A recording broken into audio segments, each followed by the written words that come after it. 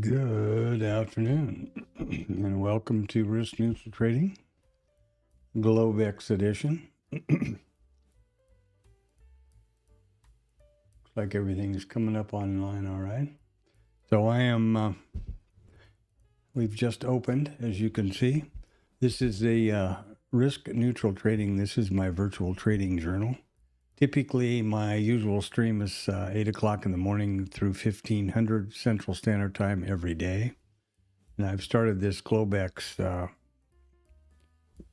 watch or Globex stream. This will be the third week now. The idea here is to determine whether there's some interesting trade opportunities with the Globex and the early Asia or Tokyo opening range breakouts. So it's a shorter stream. It's about 3.5, 4 hours. And yeah, that's what it's about. Now, there's not for trade or financial advice, but I trade live on Bookmap.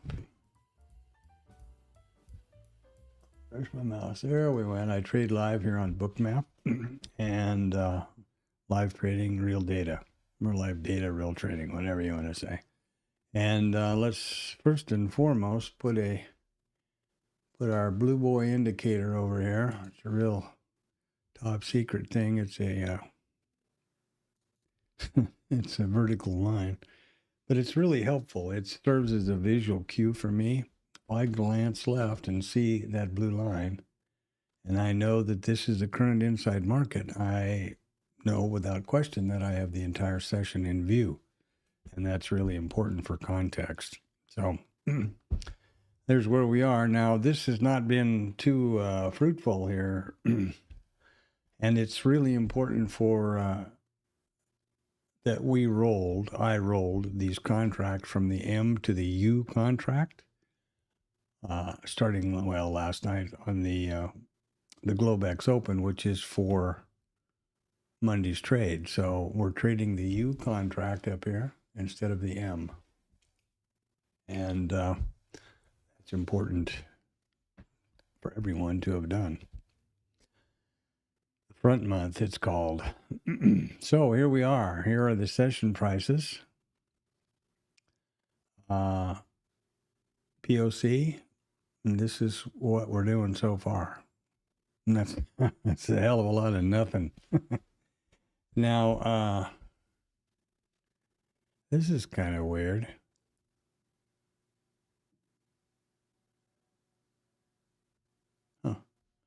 Why didn't this reset at the session open? That's pretty strange. This column is supposed to reset on the session open.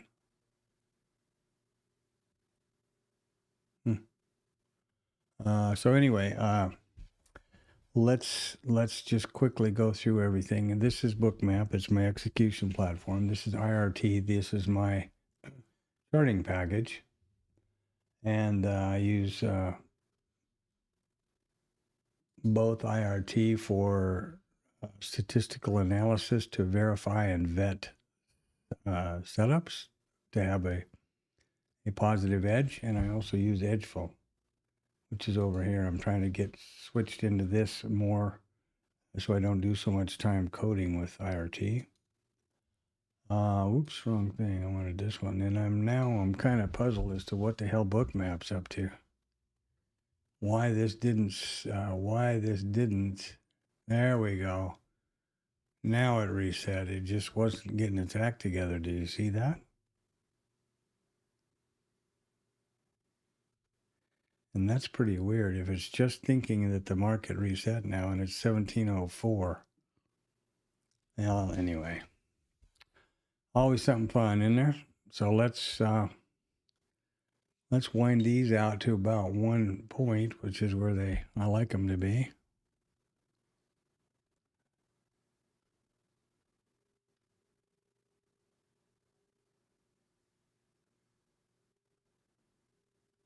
Huh.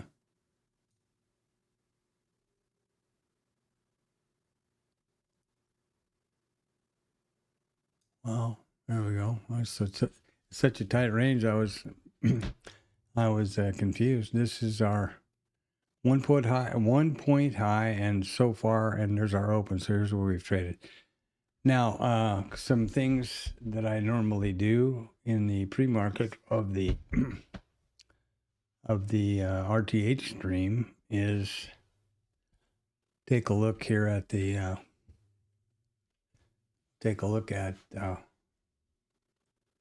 I mean, obviously the news is the news, right? We don't have any reports this time of day for our markets.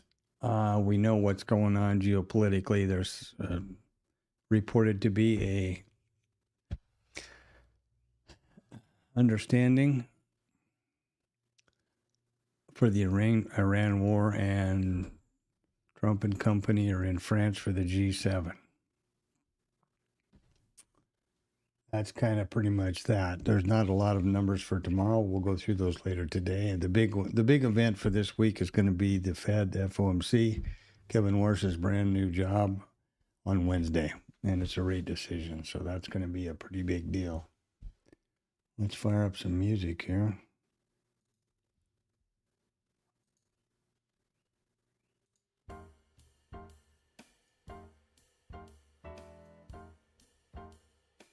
And there's a lot of conflict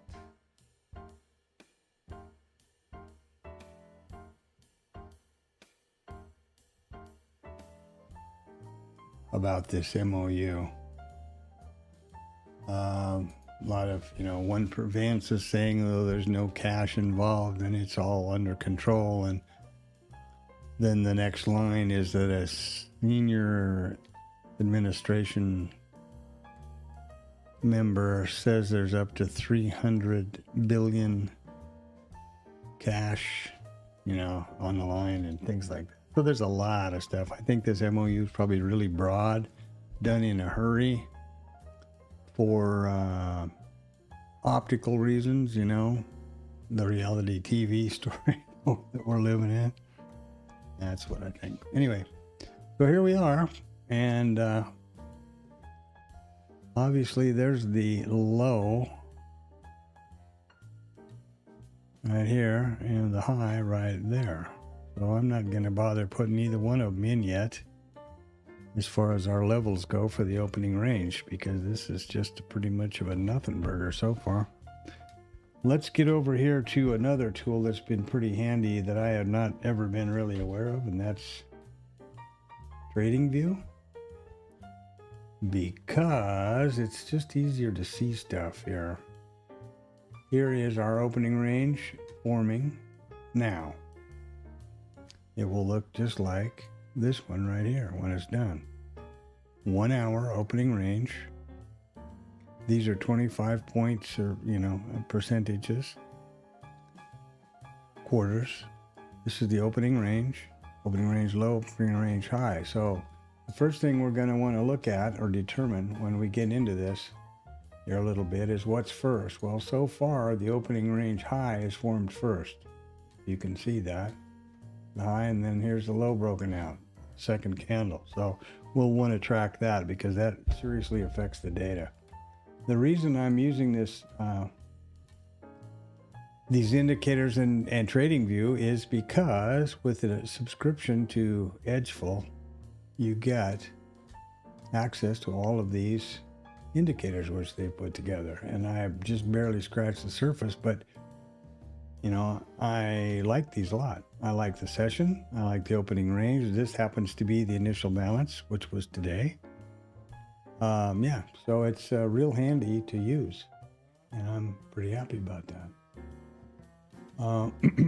IRT is a professional software package, but to quickly generate and have a look at those those charts like we just did in TradingView is pretty tough.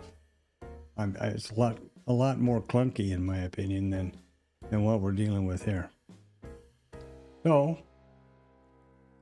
this is the essentially similar to the TradingView. Now this is the IB high, low, and the percentages from this recent initial balance. Here we are now over here. So We'll see what happens. We have the initial balance high formed first, and then obviously it could change 15 times between now and the end of the first 1 hour.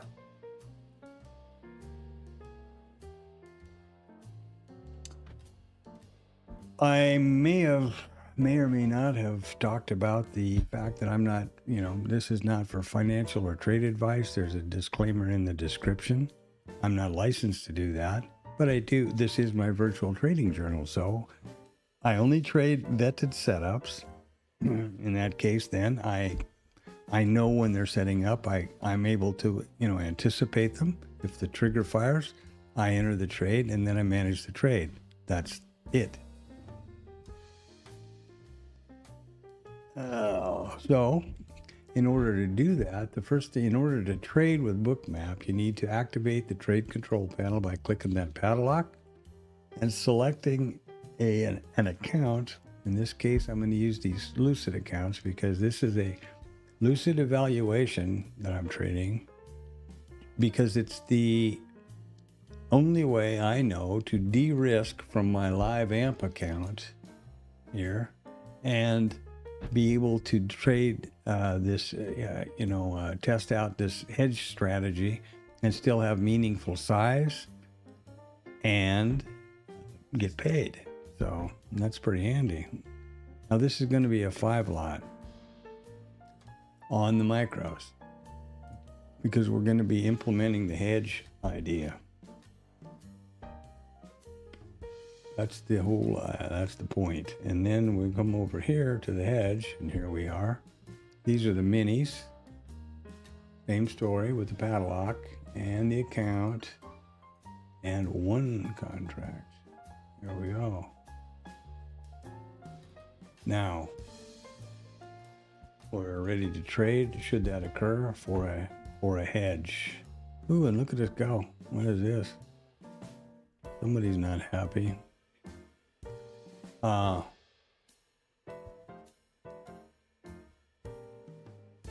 we need to do a couple of housekeeping things here because I shut this system down at 1600 and reopened just before 1700 in the crossover, right? To end the recording and keep that entire Monday's trade on one recording, and now this is the beginning of Tuesday's trade. So we want to be sure we have the right journal selected here, and that we're doing multi-trading, multi-account trading, because the whole point of this exercise that makes it economic sense is to copy it to 5 accounts. So that's what we're doing. Just in case you're not aware, the columns here on Bookmap are right to left, micro composite, which is the data that I enter manually from here. These high and low volume nodes, which are represented by the red and green lines here on IRT, automatically push to Bookmap, and those are reflected here in these high and low volume node columns. This is the full session volume profile. Started now, 1700, and will continue through 1600 tomorrow. This is delta and volume profile for the RTH, which will reset. The statistics column, which is real important, but we reset this and re-identify the statistics for the associated prices every morning during the pre-market, 8 o'clock. The session prices here, which push from IRT. And then this is the book. This is the full level 2 book. Ask, bid, and the prices. There's no indicators on my Bookmap or my IRT. There is a POC for both the RTH and the full session. Where'd it go? Full session. And the POC is simply the price at which the most contracts have traded so far in the session. So 76 quarter is the most contracts that have traded so far in this Globex. These prices are not complicated, and I keep a real simple approach to trading. Volume, price, probabilities. Pretty much it. There's a VWAP for the Globex and for the RTH. There's a mid, and then just the price levels. And that's it. So let's just we just need to let this develop and see if it starts becoming interesting or not.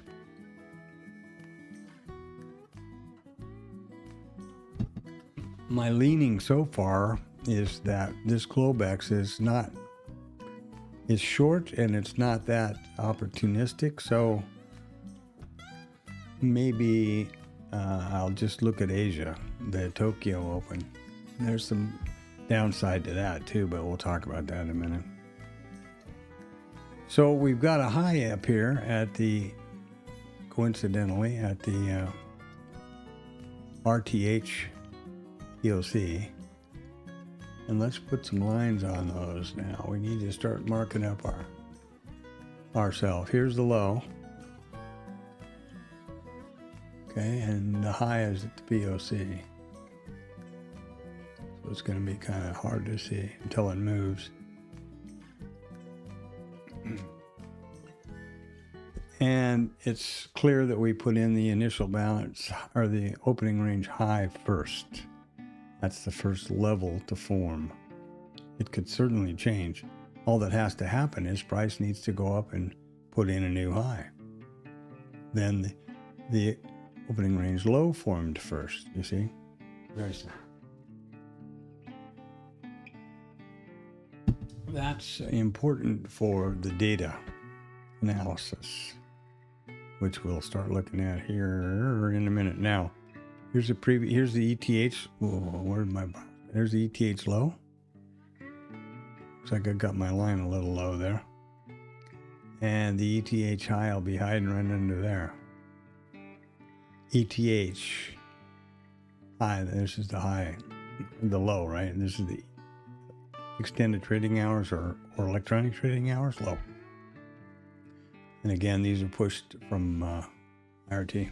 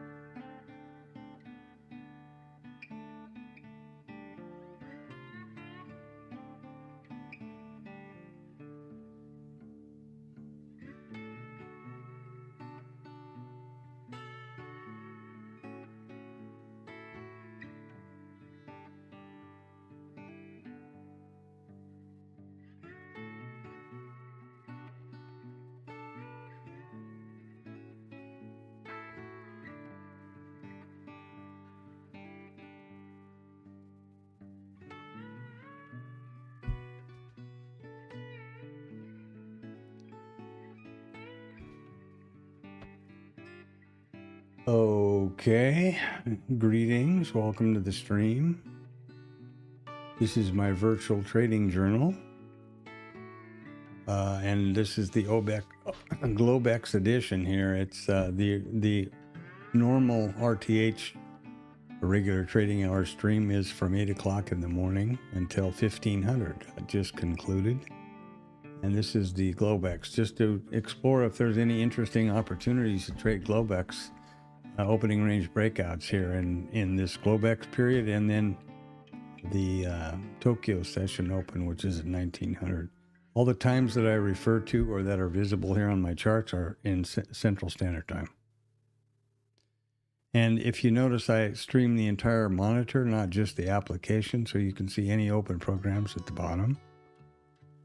In addition to, most importantly, the system time to the second and the date, which ties back to here. Complete transparency and accountability. That's the reason I'm streaming this Globex. In case there is an opportunity and I want to trade it, I have a commitment never to take a trade off the stream. All trades are live, real time. There's no replay. There's no video. There's none of that noise. I believe that ensures transparency and accountability. And I don't trade, as I said, I don't, stream for an hour and then trade off the stream. Go, oh yeah, I made a lot of money this afternoon. I don't think that does anybody any good. Maybe it's just me. Just my opinion, but hey. So, and something else that's really important is this is not a my way or the highway situation at all. I'm showing everything I do with complete detail and openness as I develop a consistently profitable trading business. And any comments or suggestions or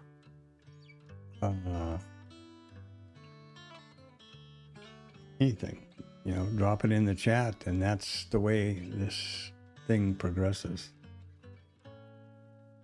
That's where this hedge concept came from, Anton, in the chat, typically on the day, the RTH session. Well, we're coming to the bottom of the hour here. Let's start the data analysis a little bit with the Edgeful tool. As I said, I've spent a lot of time coding or building out these strategies, and I'm not a wizard. I'm not a code monkey, right? I'm an old cowboy from Montana, and that's the truth. And it's took me a long time to do this, so that it's accurately enters multiple enters multiple contracts, multiple targets, single stop, can scale, can trail. And so there's housekeeping, there's signals or rules, and there's trade management, essentially. It took me a long time to get that working properly, that I was confident in it. And that's not my goal or my objective. My objective is to have statistically verified setups to trade, and the focus is my trading business, So that's why I'm trying to branch over here into and lean on Edgeful a bit. I think that's important to explain. So here we have Edgeful, which is a data analysis tool. It's a subscription thing, and I've already got I've got a head start on setting it up for this opening range by weekday. Now this is the Asia Globex from 7 to 9 UTC 9. This is in the morning, right? Because it's tomorrow morning. The trade we're doing today now is Tuesday's trade. And I want to just look at the time period from 7 to 9. When Tokyo opens, there'll be another session, and that's different, right? And that's as it should be. So by weekday,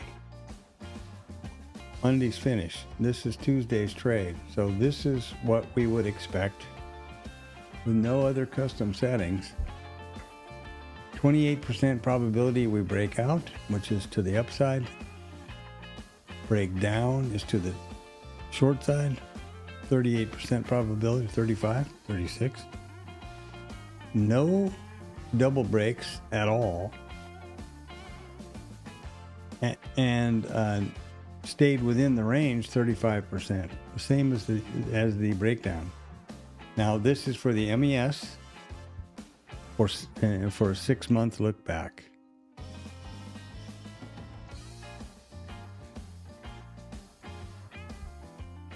We'll let this form a little bit more, and I think I already mentioned, but in case I didn't, this trading view is really slick. I'd never used it before until I got these. I realized that they had shared all their Edgeful indicators, so I found them to be quite handy. So here we are. Here's the day. Here's today's RTH trade close. There's the period between 1500 and 1600 when the curb trade and the market shuts down. The reopen at 1700. Central Standard Time. We've put in the IB high, or the opening range high, the OB high first, and now we're down here. And that looks like this, but over here. And we need to edit this thing.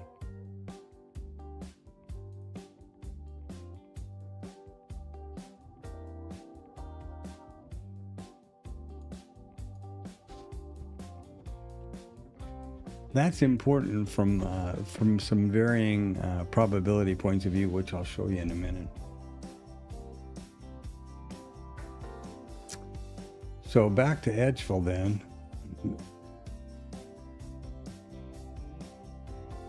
There's a coin toss between not breaking out and breaking down, and less of a probability of a breakout to the upside. So not very exciting. Let's look at the rejection. Okay.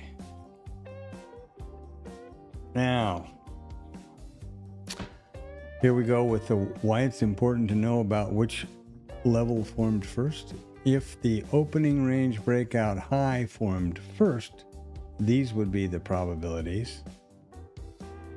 Wait a second here. I need to make sure I've straightened out some custom settings from earlier today. So this is Tuesday, and this is 0 at this moment because we don't have an ending zone. Okay, so here we go. Opening range breakout high formed first. There's a 13% probability that the high will break. There's a 33% probability that the low will break. And it's interesting, isn't it? Because it was a 35% probability that we would break to the downside. And this is the case of the opening range low forming first, which remember it could do if the price goes up and puts in a new high. So we still have, 33 minutes to go. So don't get your knickers in a knot. What can I tell you? Talking to myself, remember. Just additional info here about the stream. It's my virtual trading journal. Everything that I'm watching on my video are my monitors here, my trading monitors. It's captured in the video. And my voiceover provides insight as to what I was thinking at that moment. That's the only way to get my input into the recording and the stream and the journal, etc. So that's how this works. And that's basically a suggestion that I gleaned out of the Traders Lab. And Tom, focus on your market and what you're doing, and that's what I'm about. I'm establishing or building a consistently profitable trading business based on price level, volume, and probabilities. Key part is probabilities. Only vetted trades. Really, not just lip service vetted. Really done the homework. And so far I've used IRT for that. I can show you all about it here in a little bit. Anyway, back to the data, crunching for right the here and now. So as we continue to wind along here, we're going to want to have the ending zone, the ending zone data, which can make a huge difference. We might look back a little further just for fun. Stayed pretty much the same. We gained a little bit more over here, and we did pick up some first break low. But this is out of the question at the moment. So, two ways to think about this. First of all, in this, I'm sure, if you're listening to the stream, you're a trader and you know what's going on. I've always looked back at 5 years, thinking that I wanted the largest data set to vet trades and to back test, to have get outside the possibility of random distribution. The random distribution is just simply, oh shoot, I didn't do anything I was supposed to do here. Oops, sorry. I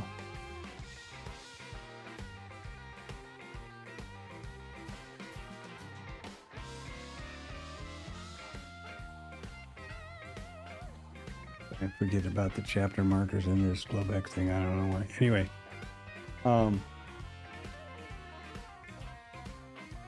if you had to, unless you've been living under a rock, you know what kind of an environment we're trading in now. You know, we're doing world geopolicy from social media tweets and, you know, random wars popping up out of no place, and go grab the leader of some country from over here, that kind of thing. So it's a pretty different environment than we're typically used to. How well do you think a setup or a trading philosophy that worked 4 years ago would work in today's environment? And that's a serious question. I'm not trying to be rhetorical or sarcastic. I hadn't thought about it. Somebody mentioned that to me, and I thought, that's a hell of a good idea. Maybe not. So maybe it's better to look a little closer in, even though may not necessarily be out of the random distribution area, you know. Random distribution is simply, everybody knows a coin flip is 50-50. If you flip a coin 10 times, nobody is surprised you have more heads than tails. That's random distribution. You flip the coin 1,000 times, you're pretty close to 50-50. That's it. All of this, like I said, everything I do is real. It's cowboy simple over here. So that's important. So here we are.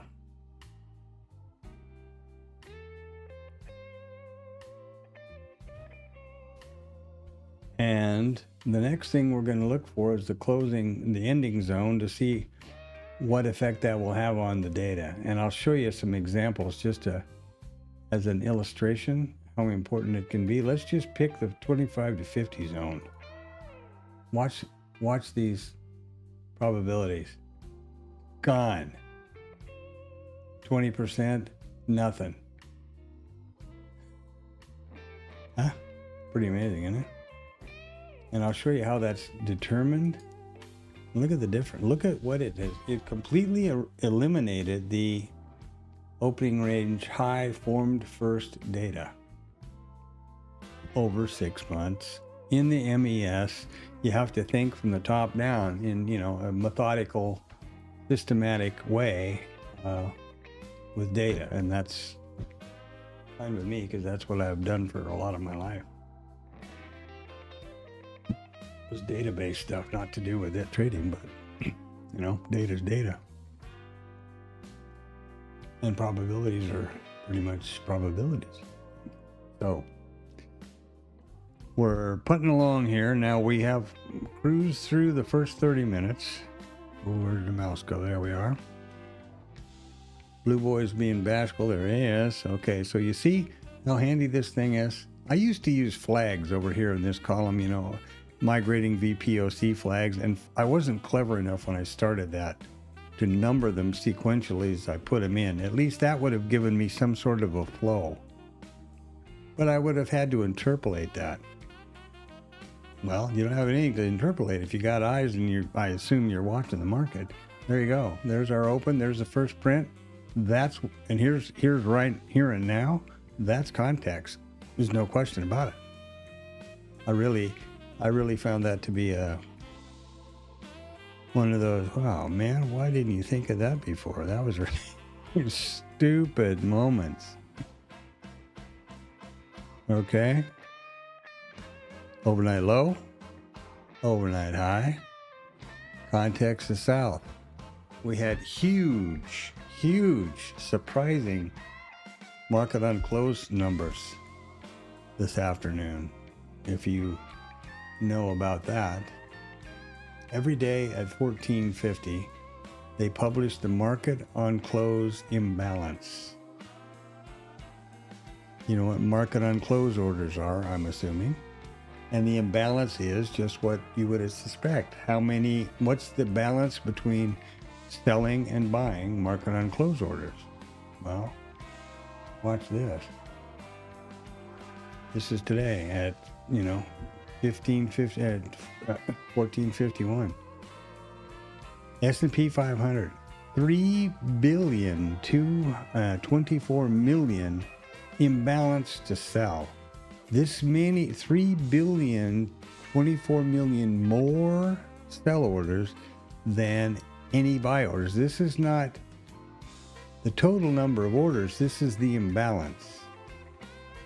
2,155,000,000, 1,025,000,000, 1,322,000,000. All of them sell side.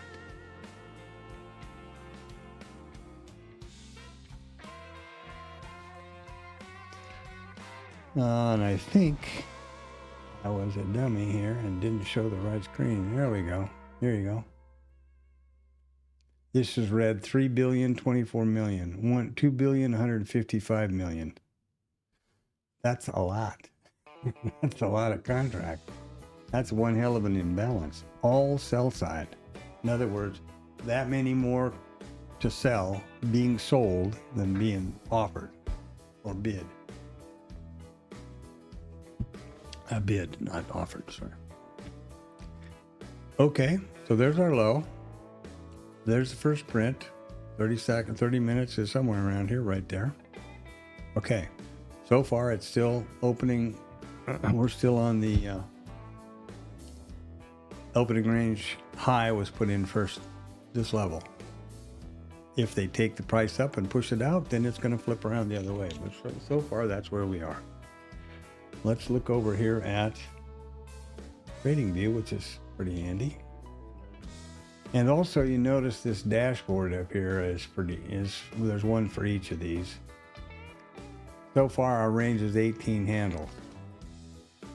So essentially, these are about 4 points apiece, more or less. 3 and change. These are just divided by 4. It's 25%. That's all of the range. And you can change that if you want and make it some, depending on how you want to do it. But I'm fine with that. And these have also data. As we filter down more in the data, these will also have significance.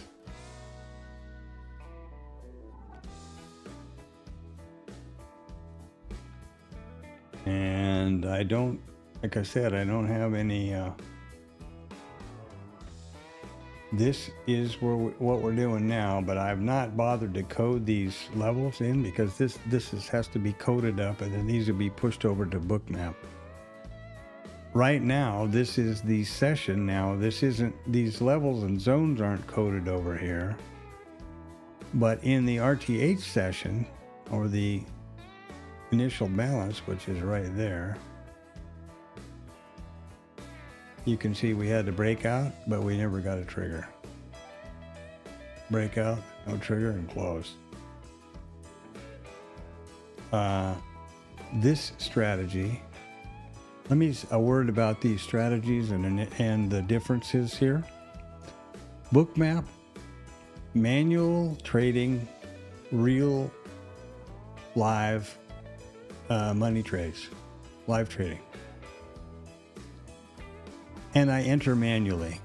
Now, if I use multi-brackets, that's got targets and stops. In this case, I'm going to manually enter the trades, the entries, and the hedge, because there's no way to do it, there's no way to set up multi-brackets or something to do that. 2 separate entries and then a reverse entry on another instrument, so never mind. But over here, this is all automatic with the system. The computer is evaluating every one of these rules over every 2-minute bar in this case. If it validates a trade, then it'll take one. These signal markers are just visual indicators. This chart has nothing to do with the system. except it precisely represents the levels and the signals that I expect to see. The whole idea here is when this is trading in real time. Now this is this morning and it's not going to do anything tonight. This is trading in real time. I want to see if it's doing what I want it to do when I want it to do that. Same way with this one. Same exact idea. This one is the first coded up thing, and this has fixed zones, continuation, pullback, trigger, and this one is based on percentages of the initial balance of in this case, the opening range over here. So that's how it works. But the important thing to take away from this or to know is, or understand on your part, any trades that are taken or plotted over here by the systems are in the IRT simulated environment. They're not being pushed to the brokerage because I'm not confident enough in my ability of coding to do that and put my money at risk. In this crazy environment we're in today, the prime objective of every trader is to preserve your account. The fundamental way to do that is risk management. If you're not sure that your code is right, it's a pretty stupid risk management to have that thing be trading. Live money, live market. Now, this is live data, here and now, exactly the same as Bookmap, but it stays in the simulated environment. So that's important to know. I never trade any replay or look back or video. I trade live right here. If I take a trade, you're going to know all about it. Plain as the nose on everybody's face. If you're not familiar with Bookmap,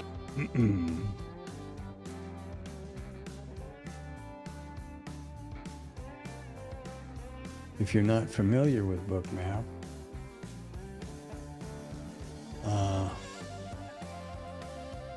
this is how Bookmap plots a trade.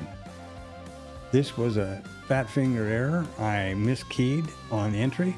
I wanted to go long and I did a left click instead of right, so it was a short. I immediately zoomed up here and closed it.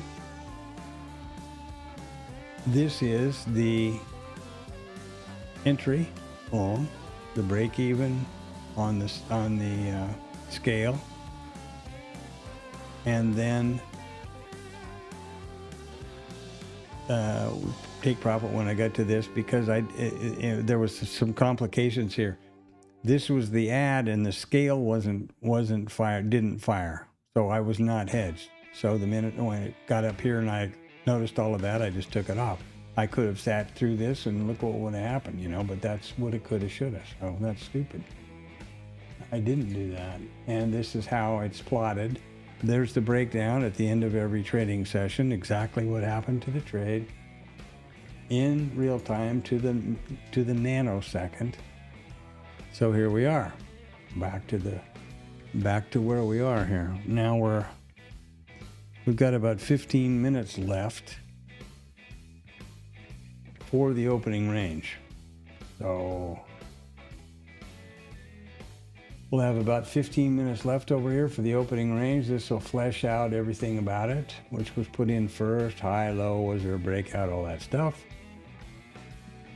And that will also, at the close of the last candle or bar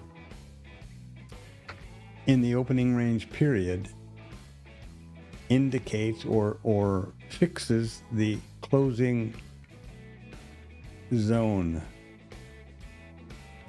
And how that works is the zone probabilities or percentages are assigned. The smallest is opposite the first level formed. So in this case, it would be 0 to 25%, 25 to 50, 50 to 75, 75 to 100. If the closing candle of the first 1 hour is within this zone, that closing zone data that we looked at on Edgeful would be 0 to 25.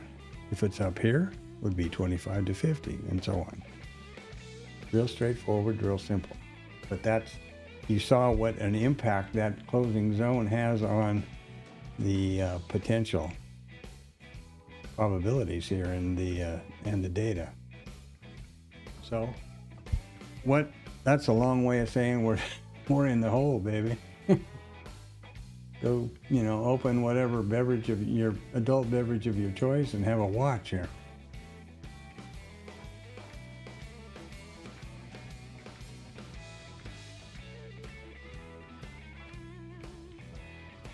Okay.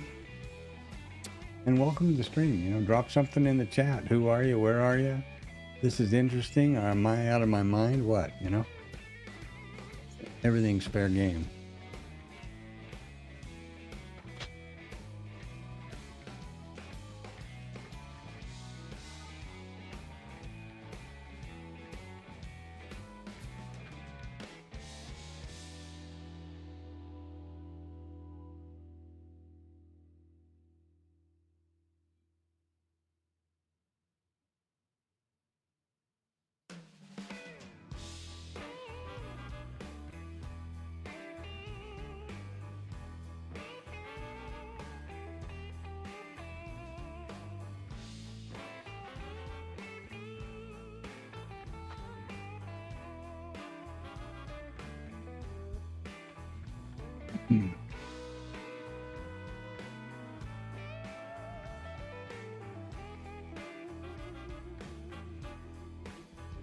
Well, I think we're safe at 76.30 up here for the high, unless they really bust a move in a big hurry with some sort of a news event. So let's get looking at the next order of events here, which is going to be the hedge setup. And the way that works is right here. So first, we're going to look at 75.60. Is that what it was? No, 76.60. 76.30. Ooh, baby. All over the board, huh? And at the moment, the low is down there at 76.12. I'm guessing.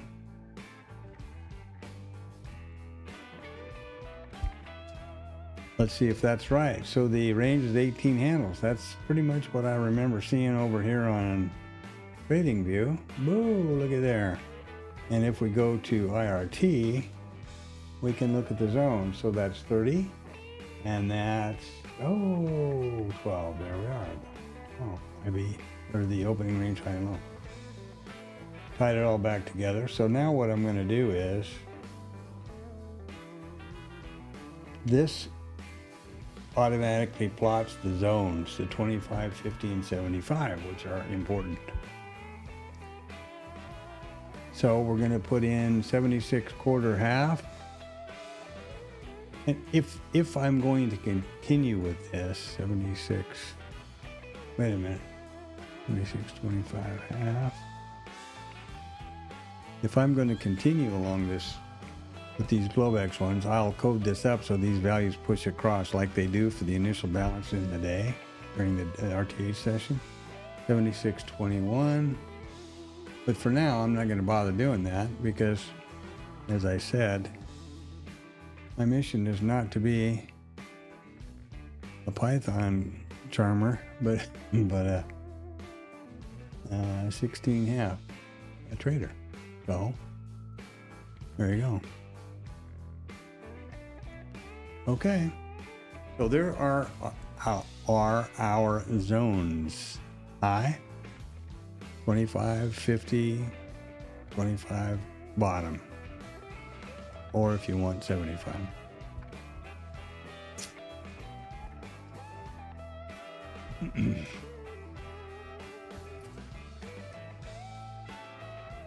The way the hedge philosophy or the way the hedge system works is, let's pretend we take a long at 76.18. That's a bad idea because it's the wrong way with the zones. Let's say we take a short at 76.18. So we go over here to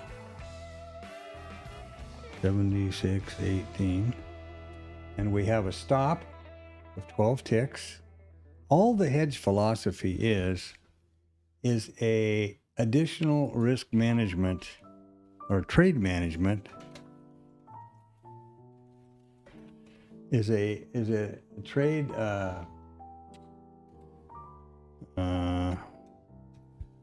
trade management system to replace the stop. I never will trade without stops. I never will move my stop away from entry. That's just, that's rookie stupidness as far as I'm concerned. And that's my, this is my stream, right? So I'm talking to myself. And I believe that what you say out loud, your subconscious mind listens to and manifests. So there you go. So here is the hedge. 12 ticks, right? Or 3 points. So this little plot thing does recalibrates the price ladder and draws the pictures. Now, the first thing we've got to do is make this a short, not a long. So here's our entry of 5 micros at 18, imaginary. Price goes our way, we put a stop in behind it and trail it, and everybody's happy. Price doesn't go our way and comes back and hits our stop at 21. We add another 5 micros and we go long, in other words, short another 5 micros, and we go long 1 mini, because I am assuming you understand the ratio between micros and minis is 10 to 1. So at this point, we're at zero hedge, or dead hedged, and a 1.5. We're 6 ticks. And then the price can go to the moon, it can go to the floor, and the maximum risk is going to be this value right here. The next step of the process is to determine at what point to take which leg of the hedge off to become profitable. And I'm stumbling around. That's part of the thing that I'm working on. And one of the problems with this Globex stream here is that typically my homework at night is to, in the case of this, this new philosophy with hedging, is to be doing random replays of some days, some day back in the way back somewhere that I don't remember the trade at all, or the order flow, and I trade it exactly as if it's right now, and I would do the hedge, and I'm working on the trade management or the methodology for which leg to take off when. That's important. So, because otherwise, well, you have improved your position by 50% here. So the all-in price, average price, is now 19.5 rather than 19 or 18.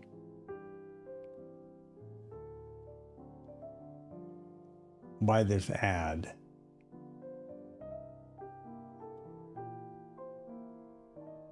But if price continues to go away from you, which leg do you take off first, and how do you go about that? That's the question that I'm working on at this point. So, we're going to be done with this in about 5 minutes or so, 6. Nothing going on here. Nothing to see here, folks. Move along.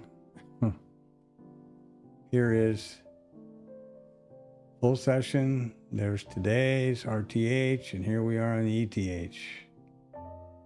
RTH over here. Now this is the multi composite, and it's the RTH session only, and these are daily RTH session candlesticks. Wherever they overlap, I pull a volume profile around them. This is out by itself, not included. We'll see what happens tomorrow. If there's one that anchors up alongside of here, that'll be a new one of these, just like right over here it was. Nothing here, because Something's happened to the market, to the micro composite for this area right here, though, that's for sure. And this is all goofy. Oh, this is really interesting. This is goofy crap that didn't used to be here. This is not right. Huh. I just noticed this. With the roll and playing with these values, I must have gotten this all goofed up. This is supposed to... Yeah, this market profile here should go up to here, and this must have to do with the roll. And this one here is in the wrong spot. It should be part and parcel of this one. I'll have to correct all of that. I'm just noticing that stuff now. Huh. Anyway, well, there you go. There you go. The roll is real easy, but then if it makes a mistake, oops. I'll have to go back and fix those. I just noticed that. That's pretty stupid. I wonder if I accidentally also didn't notice last night when I was tired and picked up this micro composite VPOC. How about the naked? Yeah, there's a naked one here too. 2 of them. Ah, no. I didn't do that. I know it. All right. I can tell that over here because you'll see those naked VPOCs or not in the micro composite column. Well, that sucks. We got a few minutes here, so let's try to fix this up. Boom.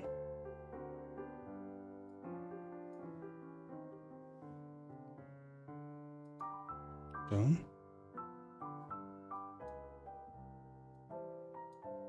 There we go. And if I'm not mistaken, all of these are included. There we go. That's how easy it is, you see? And I'll look back later or tomorrow or something to see if those are correct elsewhere. But, so that's the point. And you know what else I'm seeing here? What the hell is going on? Why is this different than here? This must be a function of the roll that I've never noticed before. Because you see, these are all overlapping. This was a gap down, didn't overlap, so that's okay. And the same story here, okay. And maybe that's what I did wrong here. That is what I've done wrong. Then this is a new market profile for here.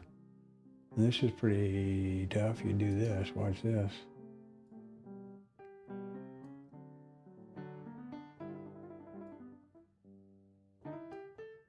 And we don't want those guys on, and we want those only on. No, wait a minute. Now we want those only on the only on the current profile. So we'll turn those off.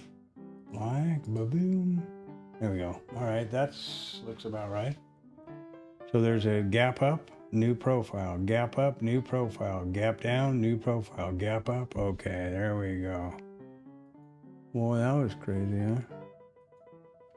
Well, we're still not at 1 hour yet, so just a good use of time.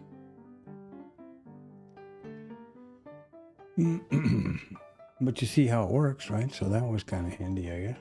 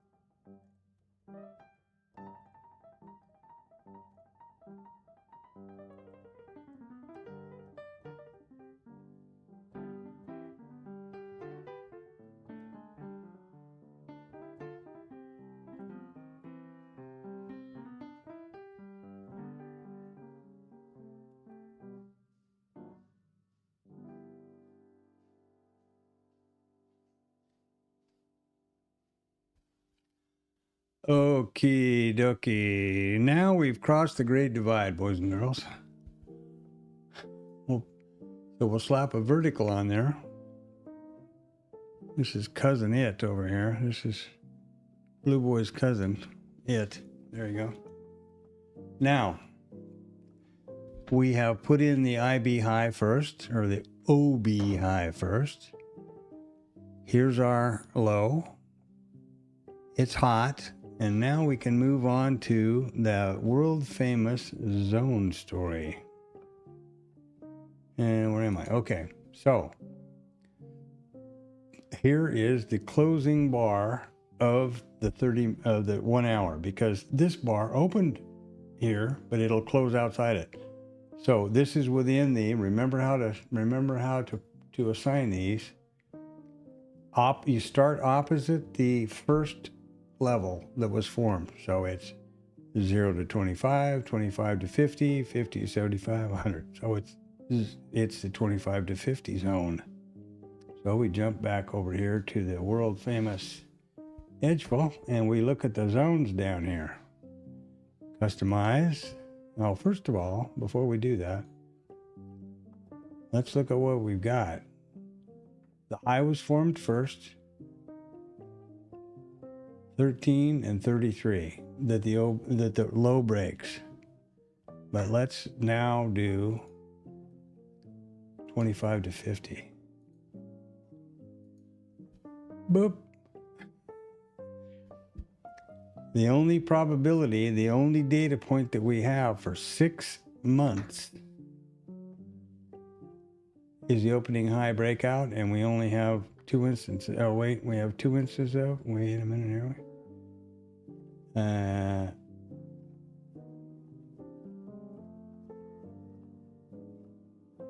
Right here. This is not right.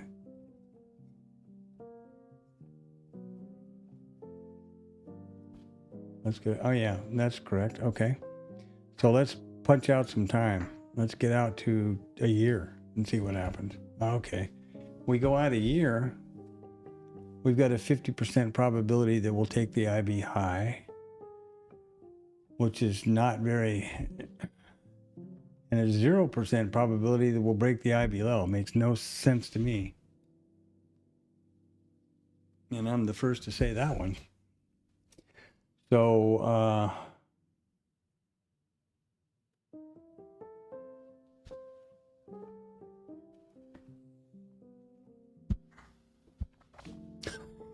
so there you go.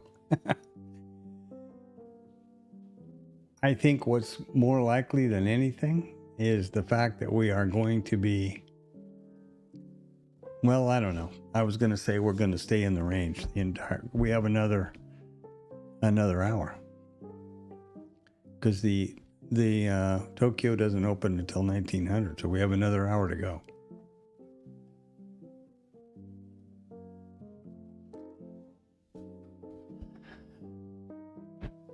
The opening high was definitely formed first. What the hell? Am I got something really crazy I don't understand? Tuesday. The correct zone. The correct session. And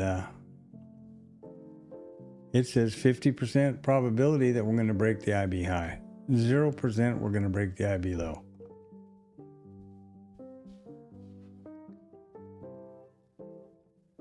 And that's the data is right there. 3 instances.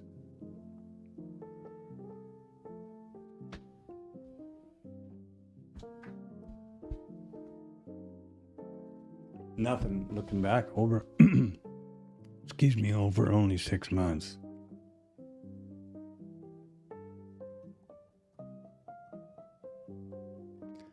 Well, with this kind of data, I can assure you that I'm not interested in trying to front run the statistic, even a little bit. And that would take us to the next report, which is the retracement. Okay, so this is all okay. Assuming we break the opening range high. The way they terminology for them is breakout means long, breakdown means short. So assuming that we break the opening range high first, which is what that data said, we should expect a pullback to the 25% level of 49 and 46%. So if price breaks out the high up here, we would expect a 47% probability to pull back to here. 22%, we get to the 50.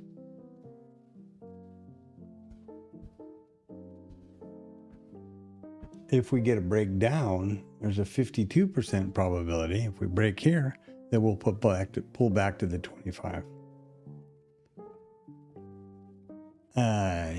I think maybe I'm just whistling Dixie here, trying to work on these short zone times. But I'm not interested in how many times the opening range was broken out in the Globex, right? From 700 until from 7 o'clock at night, a.m. in this case, until the close. I'm not interested in something that happened 3 hours from now. And that's what happens if you're looking at the entire session. Those statistics, the window for those statistics open way up, and I'm not interested in that. Yeah, what I'm going to do here is probably curtail this opening range stuff. Well, there's also another thing is when this frickin', Iranian dust up is over with, assuming that it is, and all this, crazy posturing and stuff is done. I hope is done, but I think we got a whole summer ahead of us with the, all of this Fight Club crap and 250 celebration and all of this stuff, and all of it, of course, is to try to make as much as they can and to try to sway as much as they can ahead of the midterm. Yes, so I think it could be a real crazy summer. My point, what I was getting ready to say was, I'm going to forget. I think I'll forget this Globex and just start focusing on the Tokyo. Why I say that? Let's look at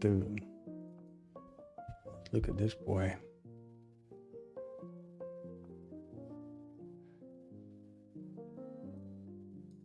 We didn't have a breakout. We didn't have anything last night. Tokyo was pretty much a nice move. It didn't quite qualify for the 25 breakout, retrace. But there comes a point when you need to interpolate between the zones. Do you wait for it to smack it right on the head, or do you pick it up when it's close? Close only counts in horseshoes and hand grenades, right? But if you took this one close after the breakout, which is the breakout, so here's after the breakout, well, it's a hell of a good shot. Or trade, I mean. So let's see. This is just all new, all learning here for me. That's the point of the stream, right? I'm doing my homework now. Essentially, I'm setting up to determine if there's an interesting setup. I could take it one step further and actually code it and then get the real backtesting results. But, I can do, why bother if it's futile, Why bother coding up the opening range breakout for the Globex if it doesn't have enough data over a month or two of everyday trades to even be interesting? I realize that's not much data, but on the other hand, I think it's better than time spent busting my head. If I was fast with coding, like Part-Time Larry or somebody that while he's doing a 30-minute video, he codes up some miraculous piece of software while he's talking, It's pretty incredible. But I'm not that guy. I'm not that guy, unfortunately. The guy that's going to go get a glass of green tea.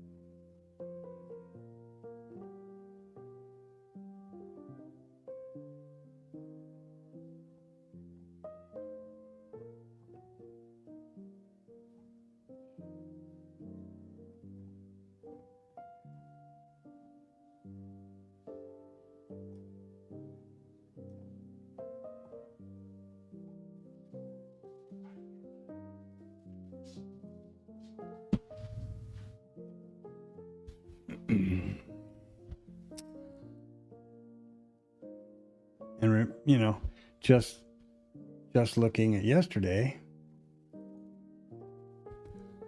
no breakout. This is the first 1 hour. Here's the 2 hours. Nothing. I'm not holding my breath. And this is the sweet part about this thing. You can just bounce around here so fast, you know. Here we go. Broke out just at the last moment of the 2 hours. Big move here. What else we got going on?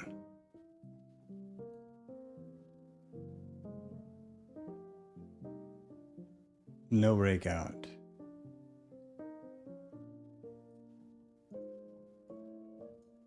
This one broke for sure. And then look what happened. But this is craziness. This is Looney Tunes war. We're going to have a war. We're not going to have a war. We don't have a war. Fake news. Jeffrey who? I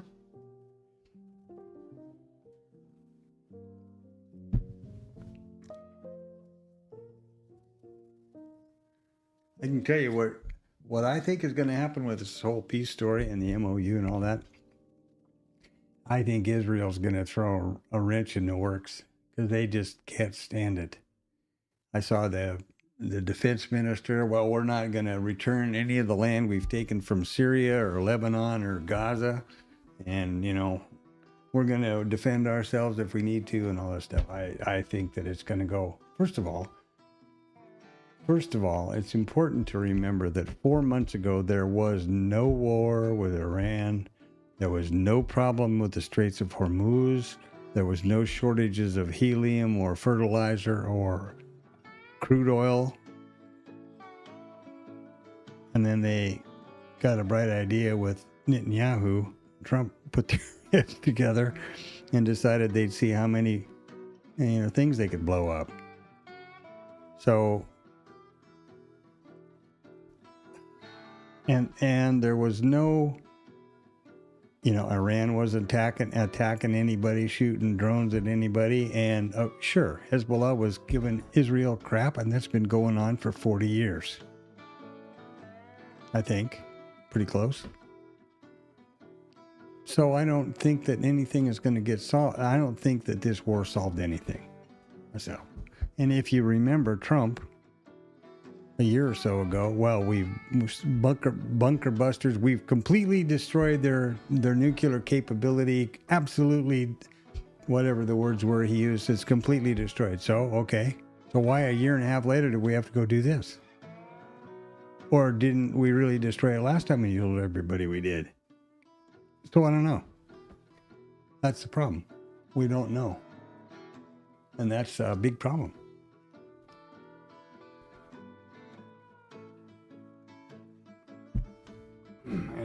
And I don't think Israel's done with it. I'm sure that Netanyahu didn't like being told by Trump that he had no say in the matter and that Trump was calling all the shots. I can just see, I can almost visualize the look on Netanyahu's face when he heard that one. So here we are. We have the 18 points. The IB high was formed first. We haven't broken either one of them.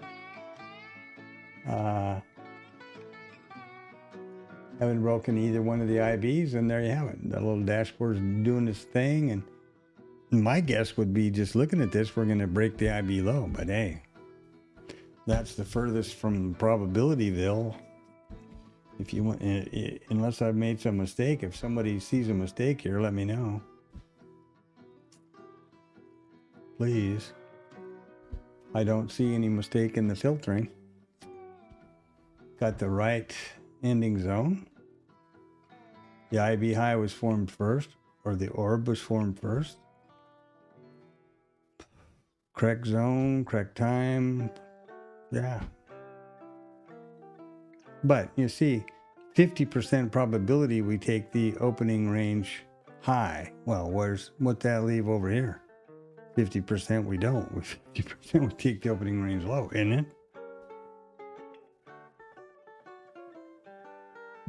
Unless I'm mistaken.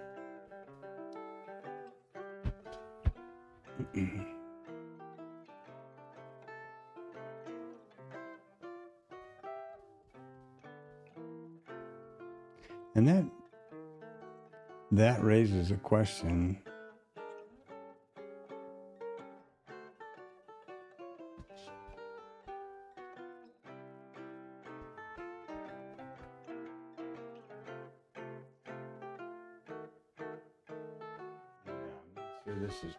Not sure this is that I'm getting the right. They don't typically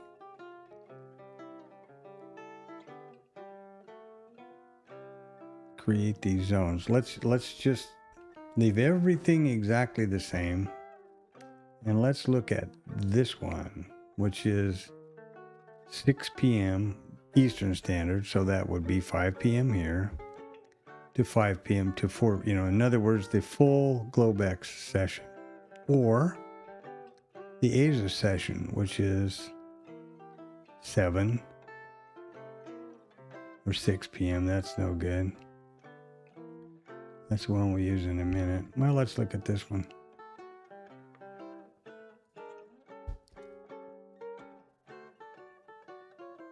That's the probabilities within that full Globex session.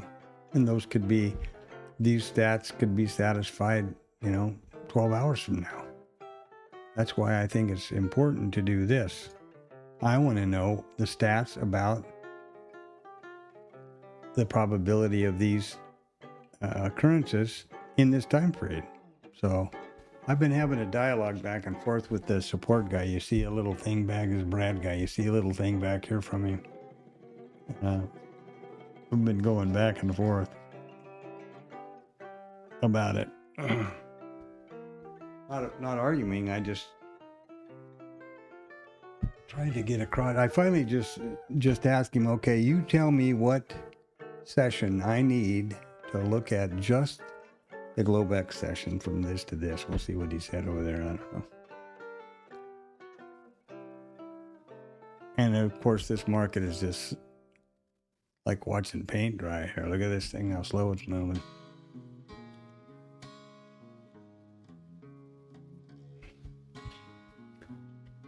And this is why I haven't bothered coding up these zones, because I'm never going to use them. Why bother?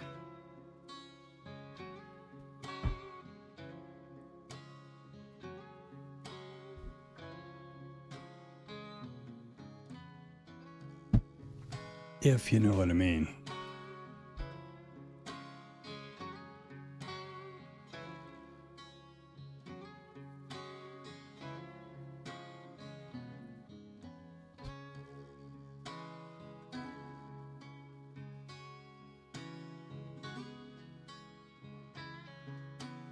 Tomorrow I've got a 4:30 in the morning, 4:30 wake up.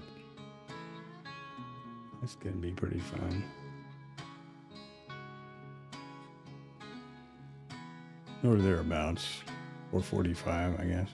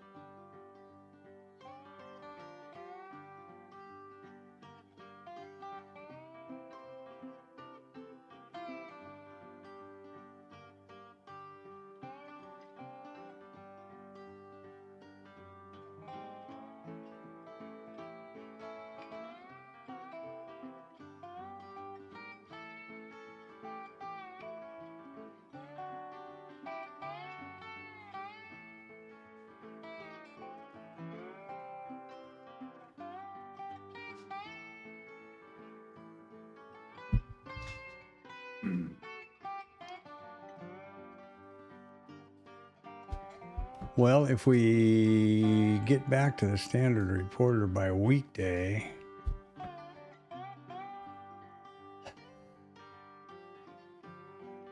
we have 25% probability of no break on a Tuesday. Remember, this is Tuesday's trade.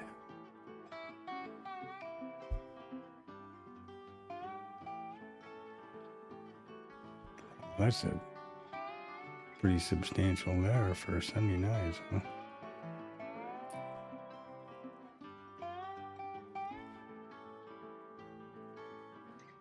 It's really crazy how the data varies by day. That this is not so much, but some of the others are really amazing.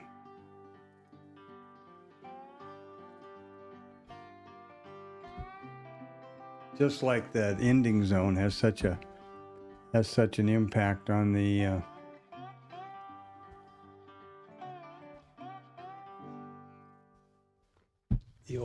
overall outcome.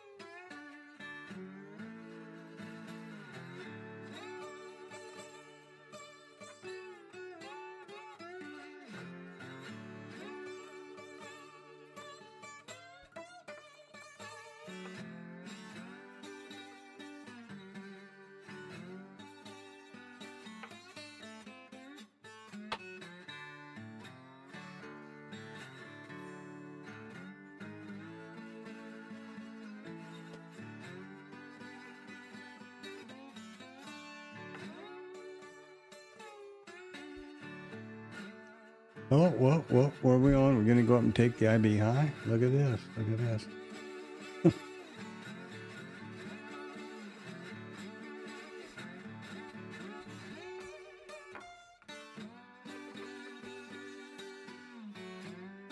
I'm telling you, this Globex one is not very encouraging.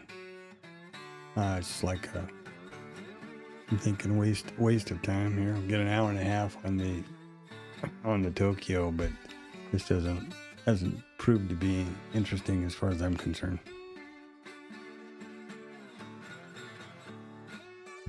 The reason I started doing this was a guy with Edgeful trades these two fairly and says he's, again, doesn't trade live, so how the hell do you know? So tired of that.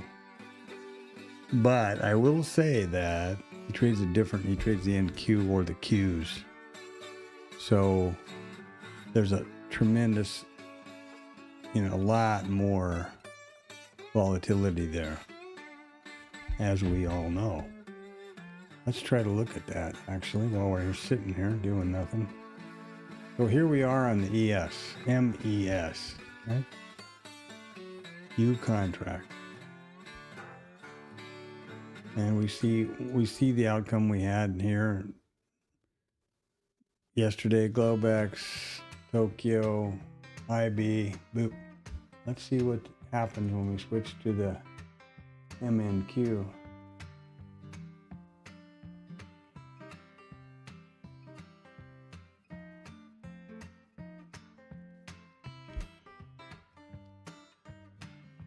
Well, first of all, the opening range is 113 points instead of 18.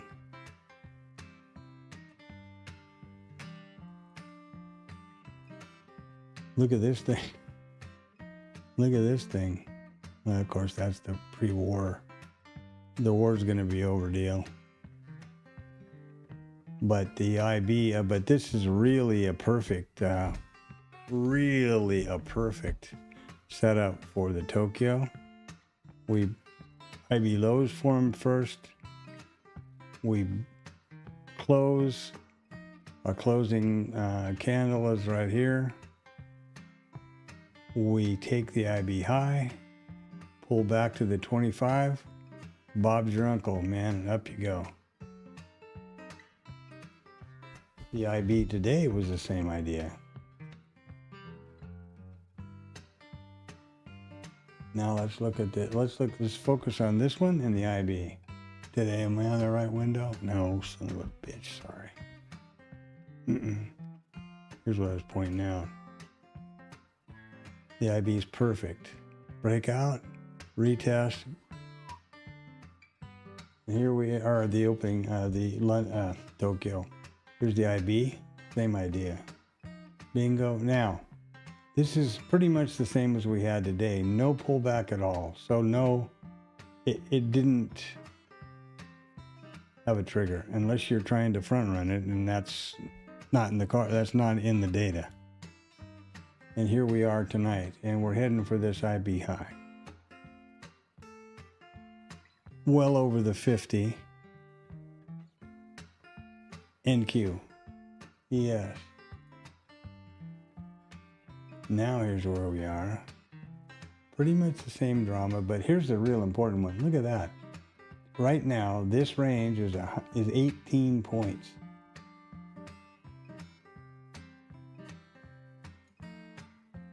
Oh, shit. How does it do that? I don't know. 113 points. Well, that's irritating. I don't know why it does that sometimes. I'm sure somebody does, but I don't.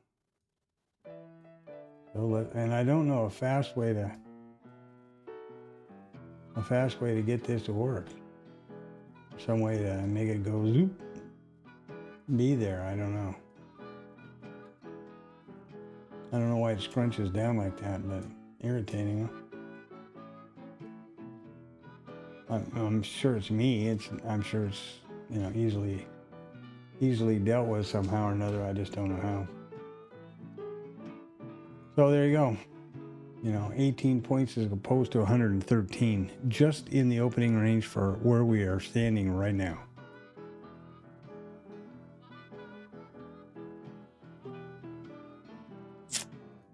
So maybe that's the part of the key. Maybe that's part of the secret is the range and the follow through, the volatility.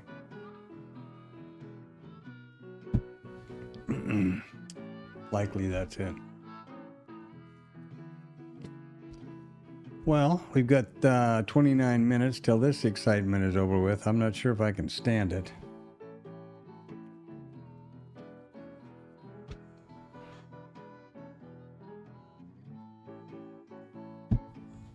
I'm not sure if I can stand the excitement.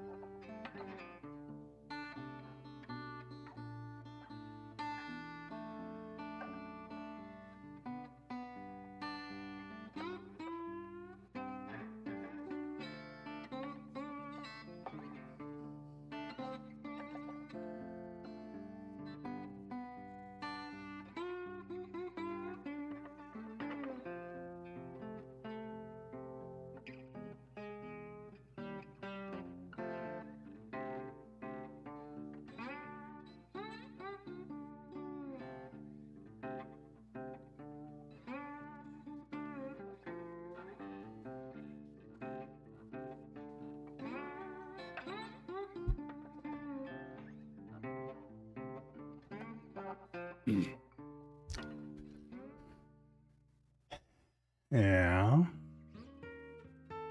Well. Yeah.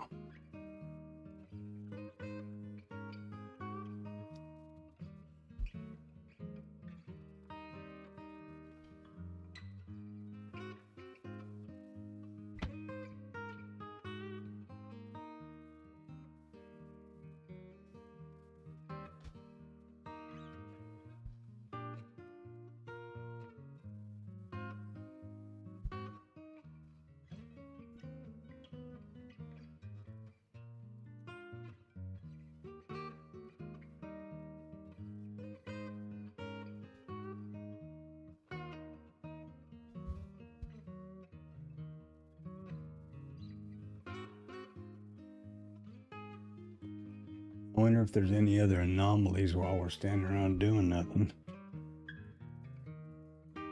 Over here. That jump right out at me. Nope. They all look pretty much.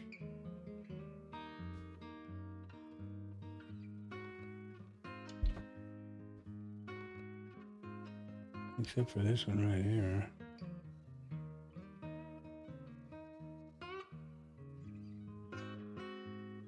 Doesn't change anything, but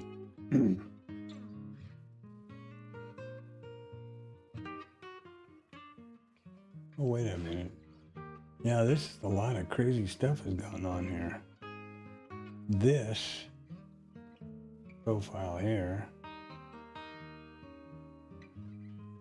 Why is this one over here? That's all wrong. This has got to be a bunch of these have shifted with the roll apparently to do with the gaps, and that's going to throw off my POCs. I'm going to have to go back and look at that. Oh, that's irritating. I'm going to stop looking. Now, what happened over here, I wonder?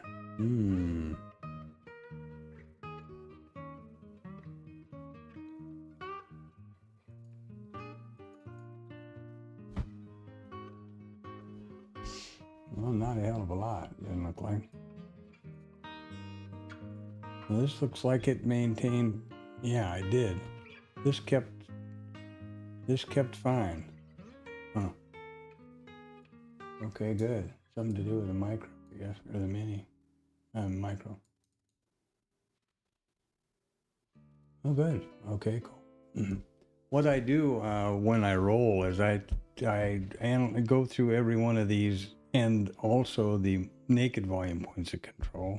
And there's a bunch of them there.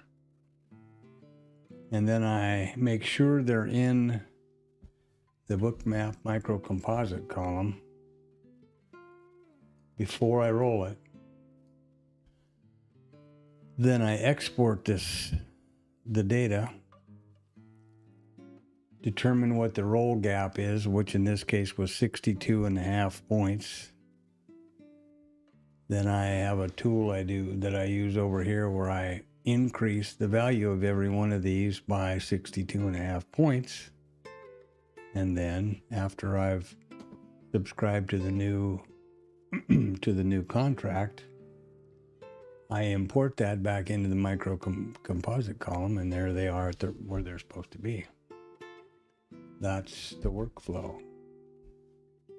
And that's the workflow that I believe everybody must use if you want to do that. Certainly a hell of a lot easier than, especially if you keep up if you keep these up daily.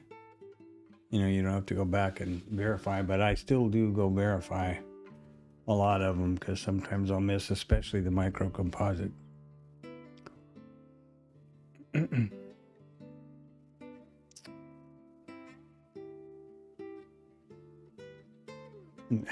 Is any of that important? I don't know. Do you make money with that? I don't know. It's just one of those kind of things, like it's a procedure that I do and I'm used to. I couldn't say.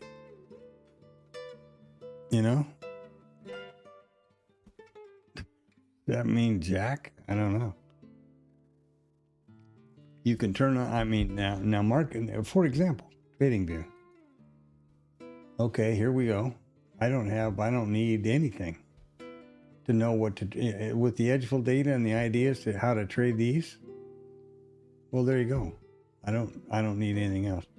And I have more volume profile and all that kind of crap. I don't know whether I can turn them on because I have limited, don't I have them on here?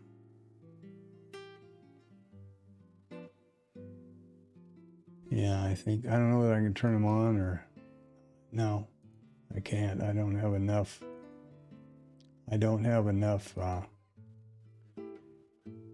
I have to turn something else off because I have a limited number of indicators I can have.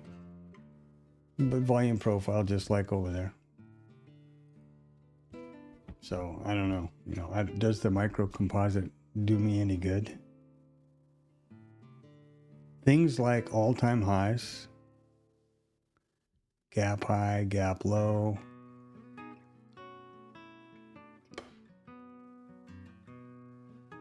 micro composite POCs are often revisited, I guess, but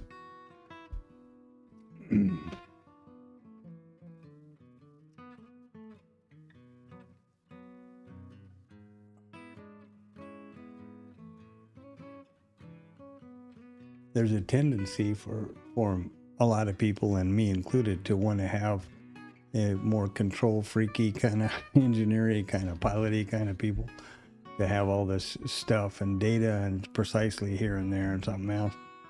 Now, the session prices and the percentages, the probabilities for them, I think that's a really viable and valuable idea. And the volume profile. We're getting into a low volume zone or no, high volume node. Delta, a lot of people lean on Delta. I think Antonio uses Delta, or Antone uses Delta a lot for his levels. Like, he'll say something in the stream about a level. He's got levels at something or another, He uses ATAS for charting. Swears by it, loves it.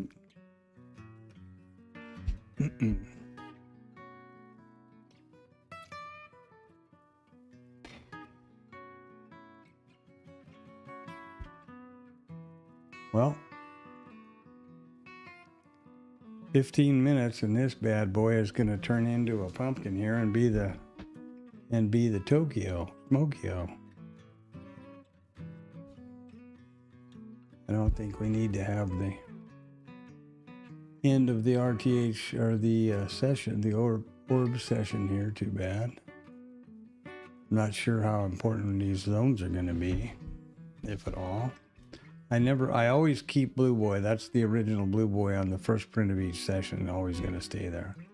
But once we get up to the Tokyo, then I'll get rid of these. Start over.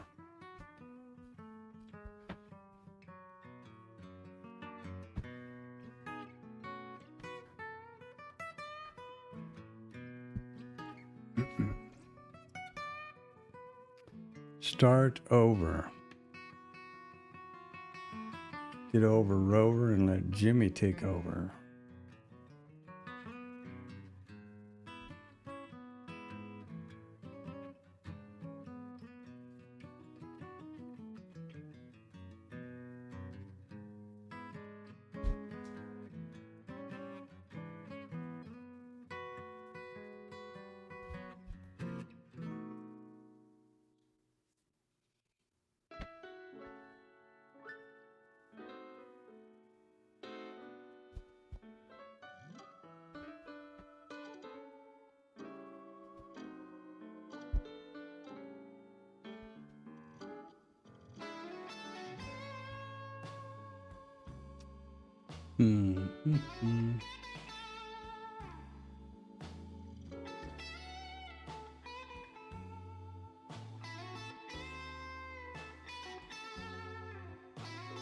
Well, it is what it is. I mean, and this is the joy of trading, especially if you actually trade vetted setups.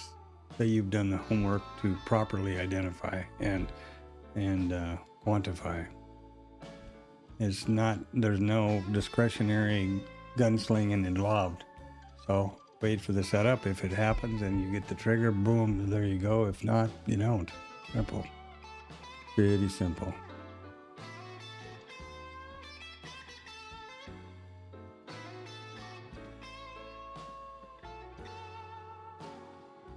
So we'll just hang on till the Tokyo, and then we'll tough through that, and another hour and a half of that, and I'll be looking forward to bed. I got a 4:30 wake-up call tomorrow, or thereabouts, 4:45 maybe.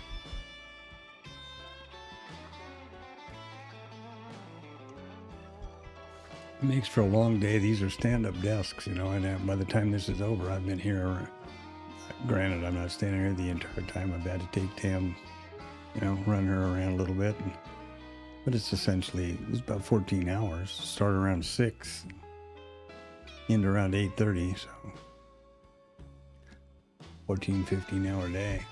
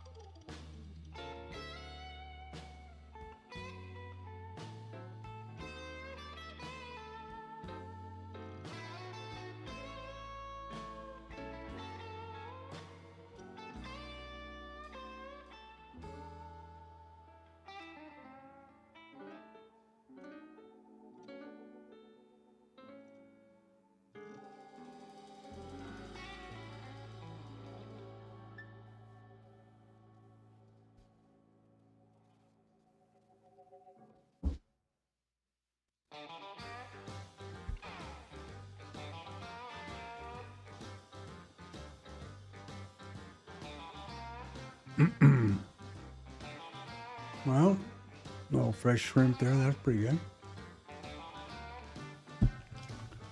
Out there and see what the boss is up to. Yeah, this just sucks, man. But this is it. Just if it's, you know, if it's not a structured, vetted trade vetted by me, then I'm just going to stand here and do this.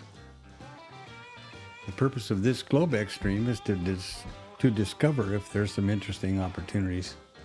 And if there's not, fine. But, you know, I have to give it a fair shake.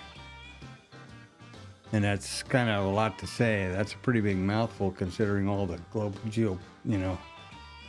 political nonsense that's going on. And Wednesday we've got Warsh's first big Fed meeting and interest rate decision, and, you know, that'll be interesting.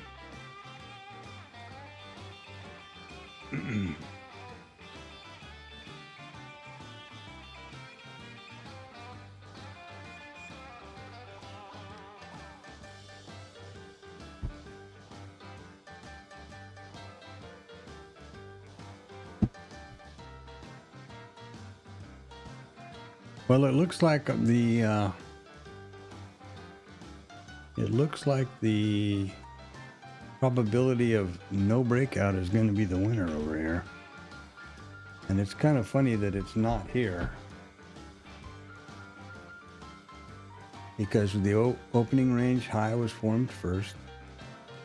This is our zone, right instrument, Tuesday, and this is the closing zone. Now, when I look at this, common sense says, well, if there's 50% probability we break the opening range high first, doesn't that mean there's a 50% we break the low? And I think it does. But the difference is it hasn't, according to this.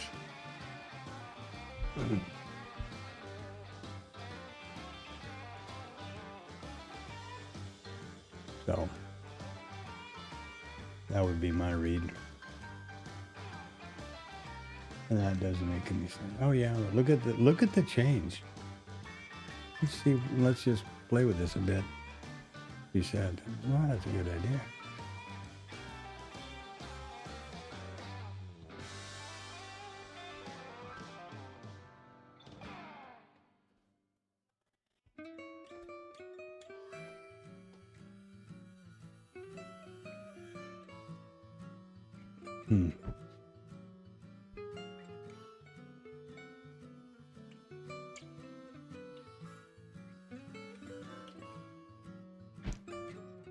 And a nice part about this data, if you want to, you can see the result. I mean, the individual data points, and go look at them. See, these are all no break.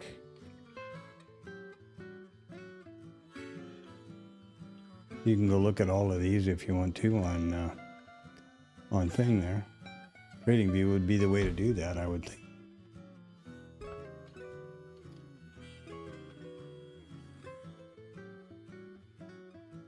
Six months, there's nothing. Nothing.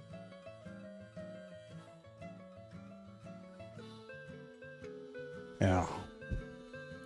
Well, now I suppose they're going to get all anxious and jump up there and take it out in the last minute or two.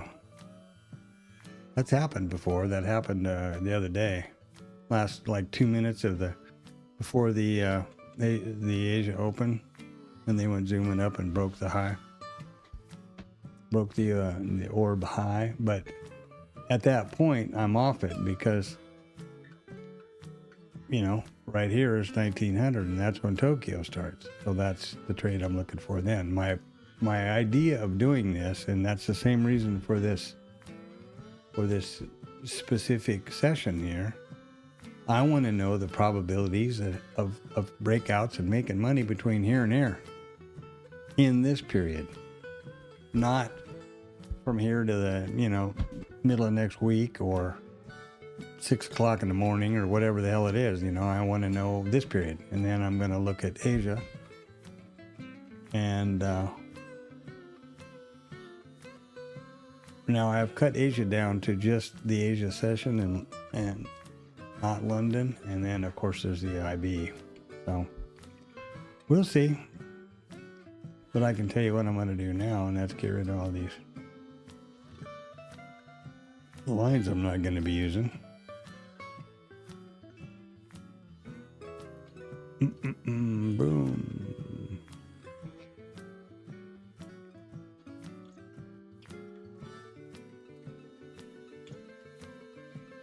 Now this is the start of the 1700. So that's always going to stay there, because this is my, in history, this is the first print of every session. You can see right there's the first print of that one, and then over there's, and so on. Blue Boy is on the job, and I've, you know, explained the reasons for that, but once again, it's just a visual cue. I forgot the damn session markers again.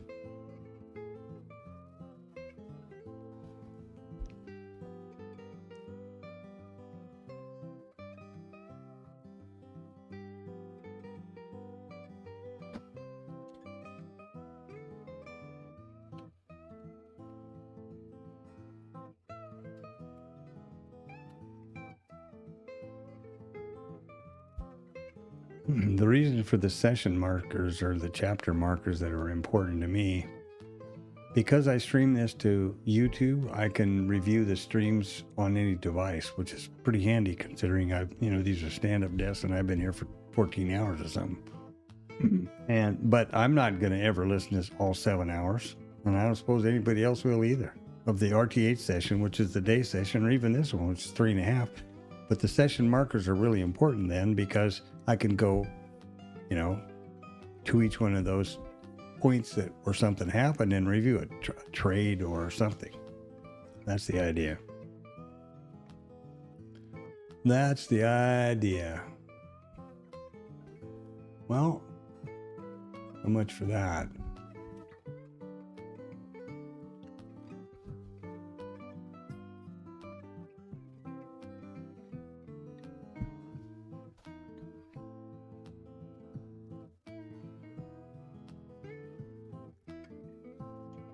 So much for that.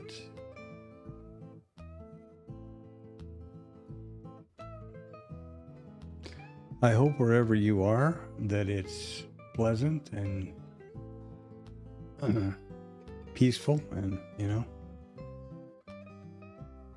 this is kind of a goofy stream because it's basically homework.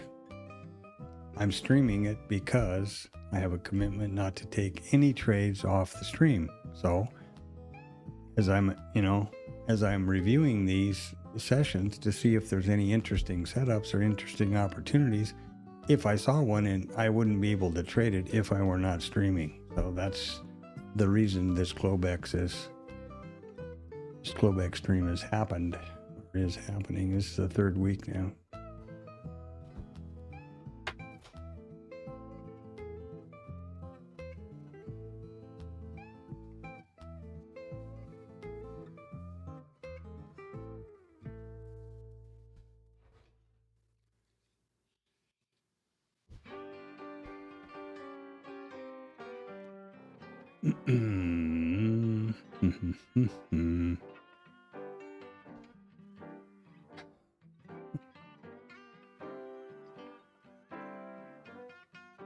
The hedge is still set up, but I'm thinking pretty unlikely. And it's, the Fed meeting is Wednesday. This MOU is supposedly in place. Maybe is, maybe isn't. Maybe we're giving them money. Maybe, all the usual reality TV BS. But at least, Trump, and I don't know who's with him, is over there and they're in France. So there's probably a little less damage going to be done over here as far as its time zones. And by damage, I mean disruption or risk. So the market is probably we've rolled over. Don't forget, that's the next one. We've rolled over. New contract. Some people are on it, some aren't. Everybody should be. The Fed's Wednesday. Supposedly the MOU with the oil and the blockades are being lifted, and this is going to happen and something else is going to happen. So the market's probably going, whew, God, that's okay. Let's take a breather here. It's completely understandable. Completely understandable. I think it makes sense logically.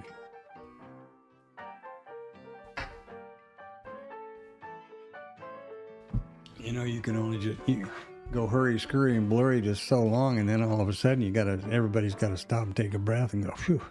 I think. At least that's how I feel. And there we have it, boys and girls. There is the world famous into that.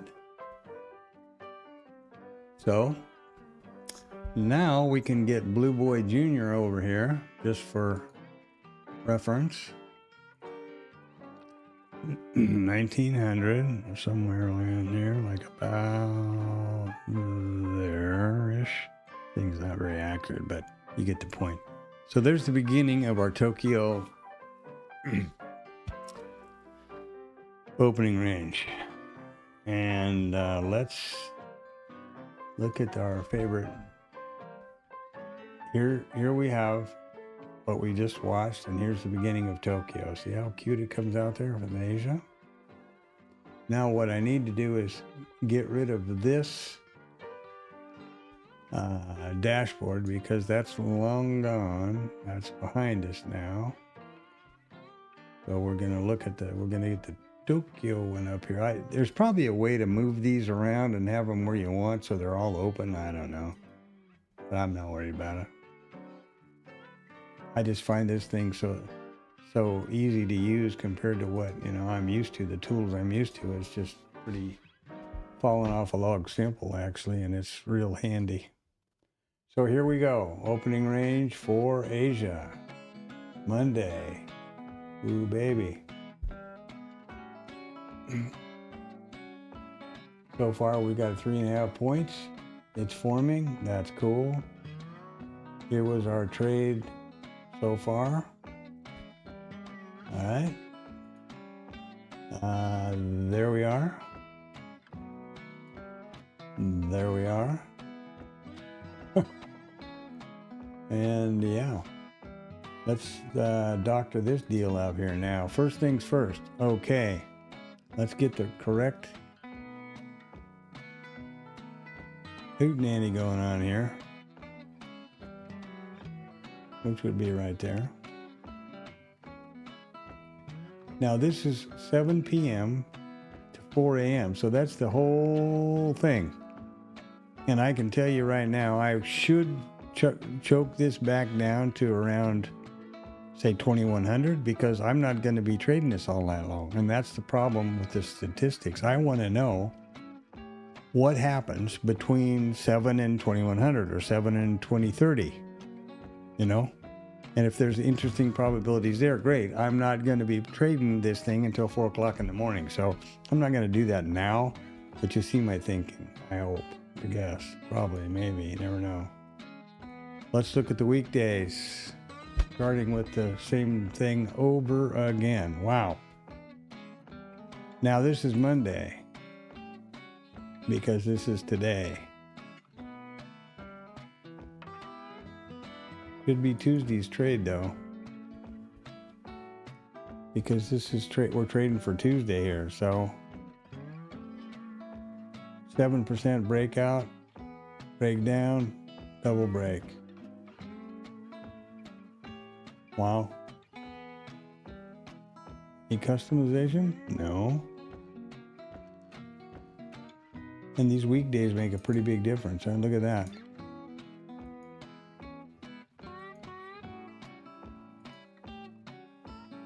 Now, the reason I've got this on Tuesday is because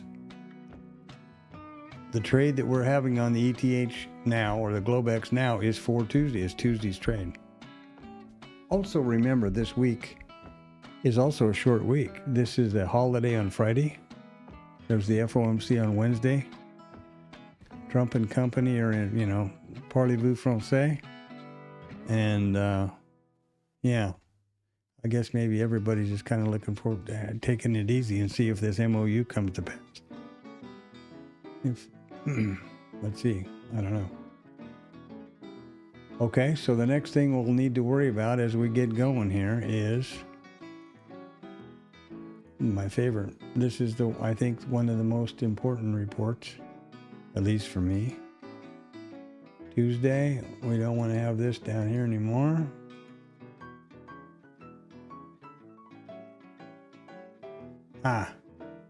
Wrong. No, I'm not wrong. This is our time here, okay? Yeah. I was going to say that Tuesday morning, this would be Tuesday morning in Tokyo, but it's not. It's for here. And I am not really positive how they have got their data binned. Should I be looking at Monday evening? Monday from this time to that time, which would be Monday through Tuesday. I'm not sure. I need to ask whatever this guy's name is, Brad, the session guy. It should be for tomorrow's trade because it's Globex. So let's stick with that for now. Tuesday, any site, buy wick. Oh, by the way, and just as a point in interest here, this wick is basically high and low, right? So if the value is high or low, then the candle period, 5 minutes or 1 minute or a million minutes, doesn't matter. If you change this to close, it can be a big difference. So there's that. Which was formed first, the OB high or the OB low? That's what we're going to see here in a minute. I'm guessing that the low is formed just by looking at this. Let's go see what this easier one has to say. So there's the low first. Actually, the candle's the whole thing, so we haven't broken out the high or the low yet, I don't think. Let's look. No. You see, this first candle took care of the whole thing. They only came up and touched it. If the IB high breaks out of here now, then the low will be put in first, and we put in a new high, which is what I would expect is going to happen. And that's kind of a drawback with Bookmap as far as I'm concerned. Where am I going here? As far as I'm concerned, that's a drawback with Bookmap because you can't see, okay, what was formed first? Well, at this point, it's the high, but it's a real judgment call because now we're right back at the high. That's correct, but it would be easier if it was, it's a little easier for me to see on TradingView or a bar chart.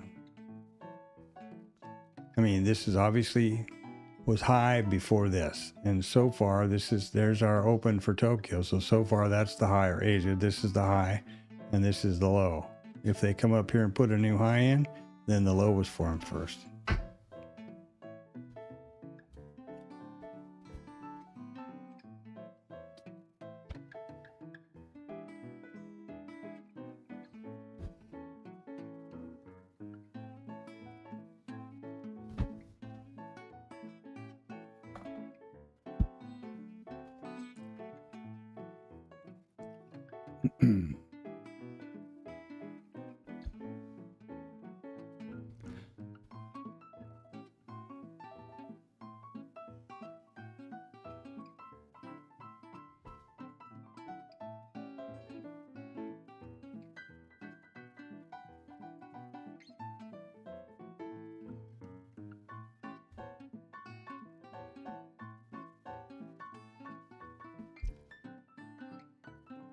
And we're just going to keep putting along over here. It's not going to really do us any good to watch this.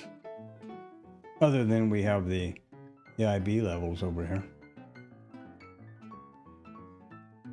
But at the moment, you see, this is Asia high and this is Asia low. And this is Tokyo. So it's can be a little confusing. And I confuse pretty easy, so.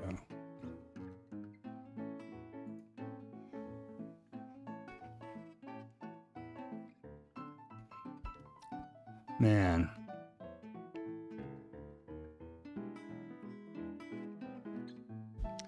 Man, oh man.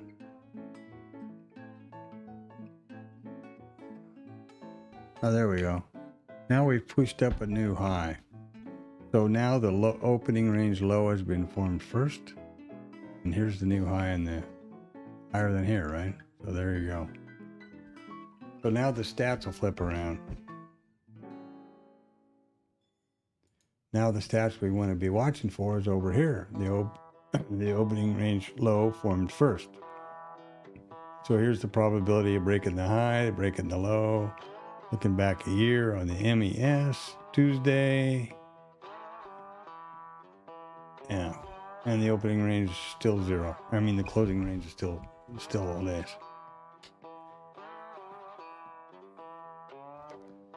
So we have an hour to wait for this one set up, and then typically I wait about 30 minutes, and by that time I've had all the fun I can stand, and I'm going to bed because I have things to do. I got chores to do around here before I turn in, and as I said, I got about a 4:30 in the morning wake up call tomorrow. It's kind of good for those early mornings because then I have the whole day to focus on the trading until about 1:30, and I could go run out and get back by 2:30. But get full advantage of the opening range and stuff, and the IB. The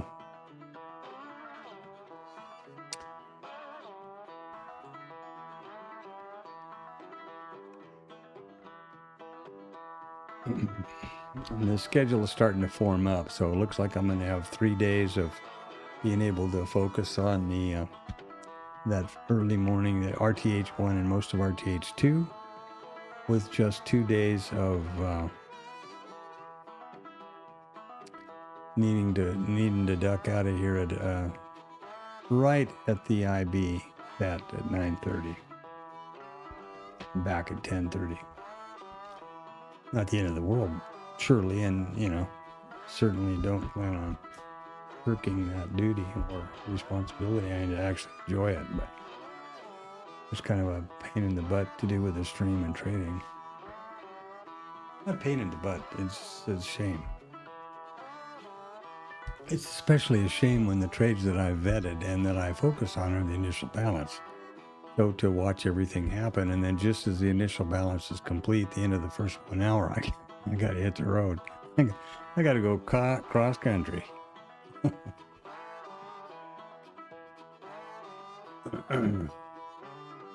Yeah. Well, so let's see how this pans out. We're not even 15 minutes in it yet. What's going on over here? Well, there we are. See? Try to get this opened up. There's probably some way to do all this with hotkeys and I don't know what. But it's sure easy to manipulate and look around at. That's pretty cool. So we've only got a 7-point range so far. Remember that this one closed out at 18 handles. And when we were looking at the NQ, it was 113 handles, which makes it pretty obvious to me why people are focused on trading that one.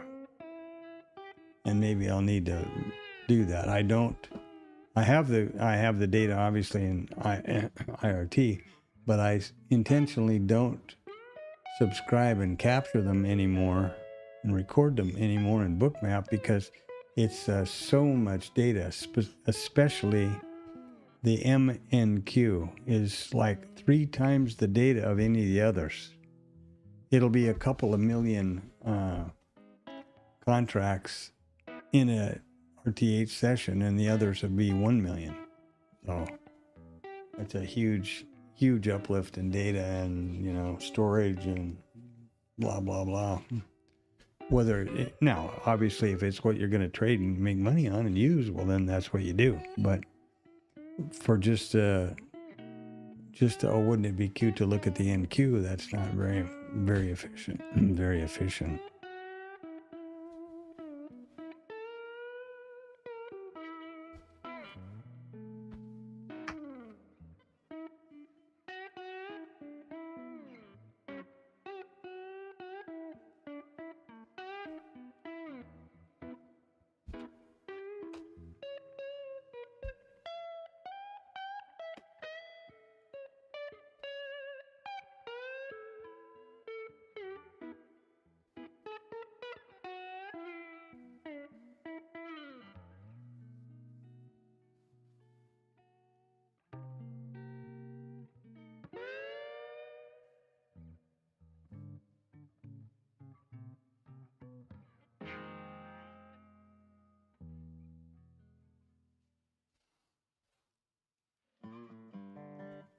So just in anticipation, let's look at the retrace.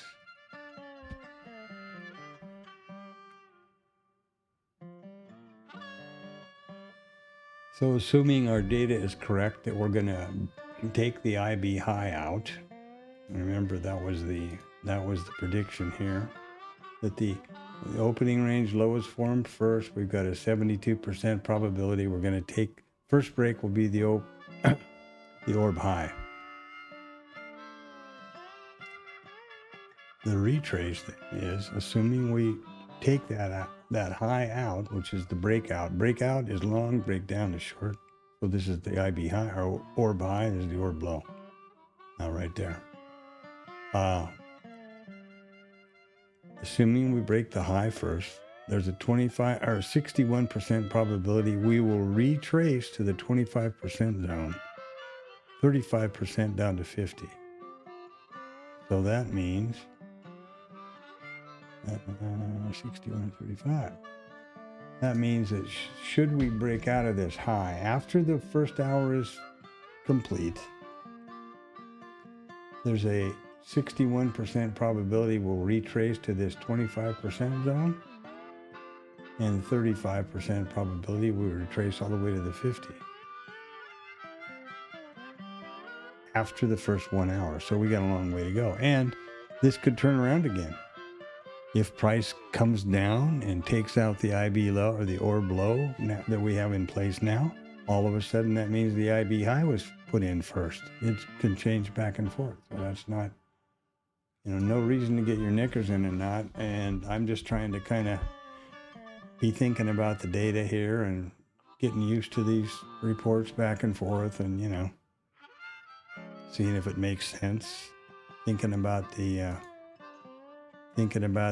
time frame and the session and that stuff.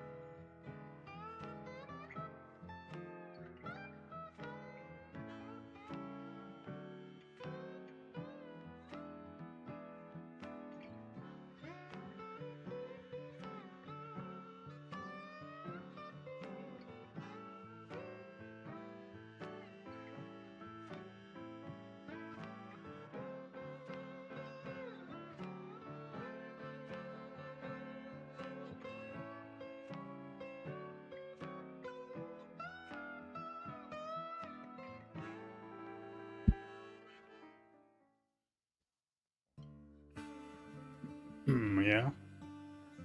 And now what are we doing? More of the same, huh?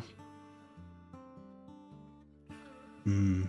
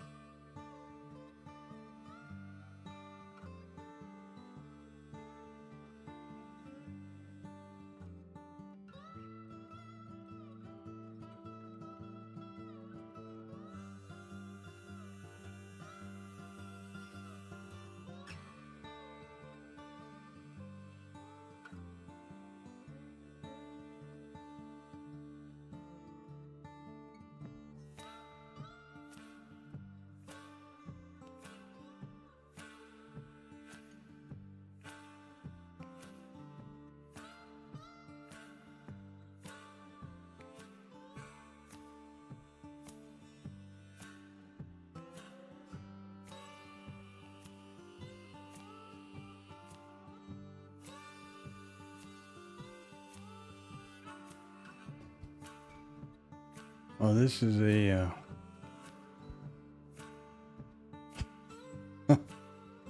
this is a borathon.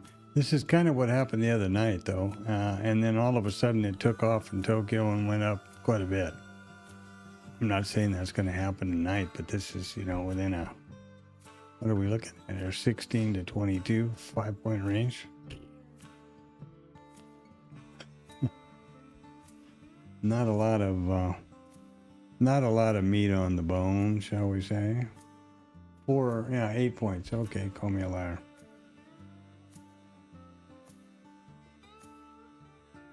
So we put in the opening range low first, poke the high up, but here we are down here. So if they come back down here and take out the low, then it flips the whole story on its head.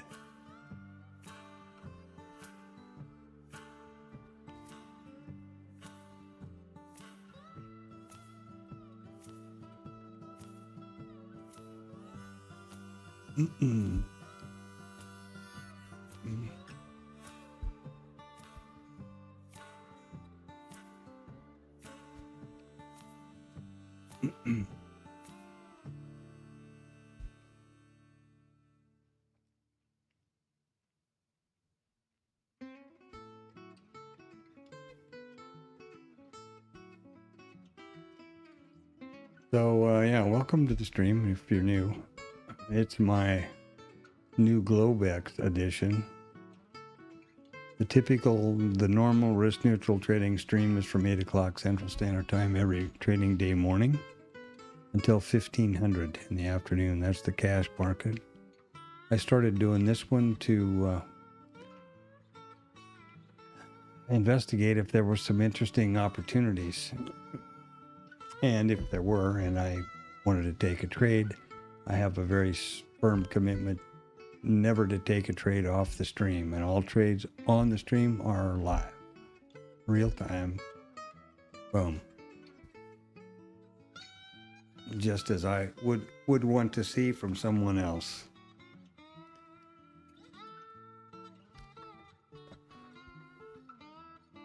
And I don't see many people doing that. I don't spend a lot of time looking around YouTube or whatever, but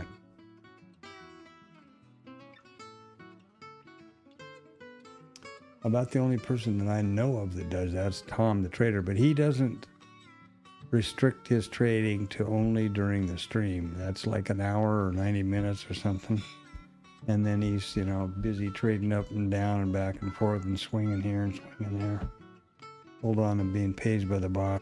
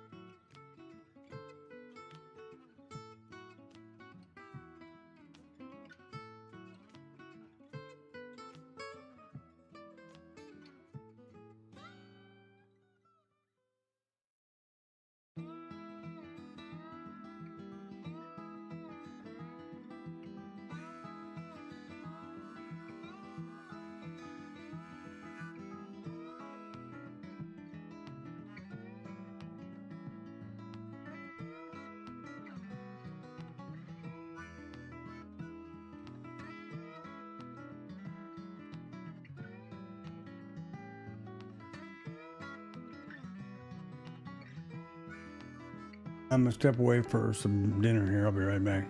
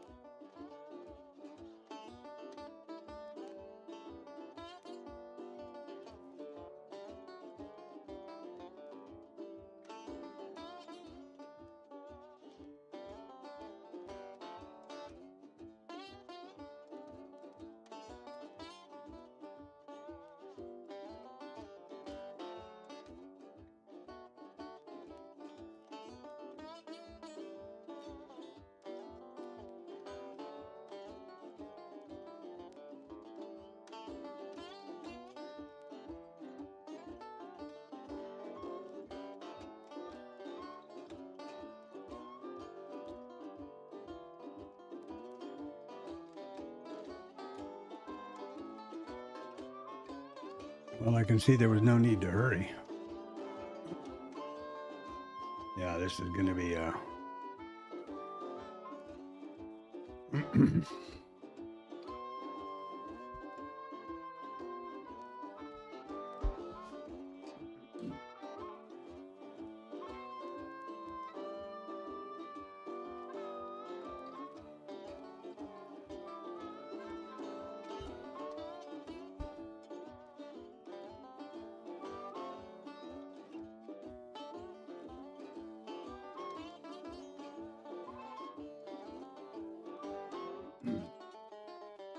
I suppose it's possible that there's more. Nah, there's not.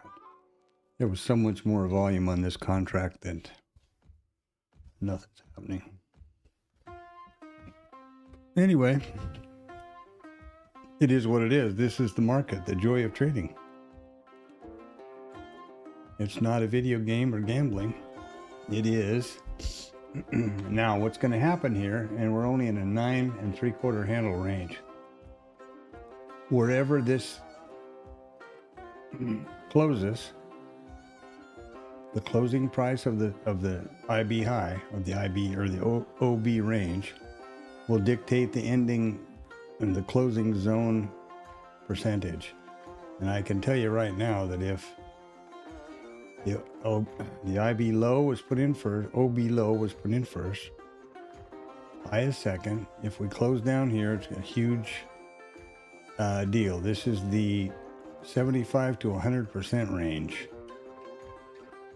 That's going to have a big impact on the probability. The way it works is the opposite of the first level. That's why the first level formed is important.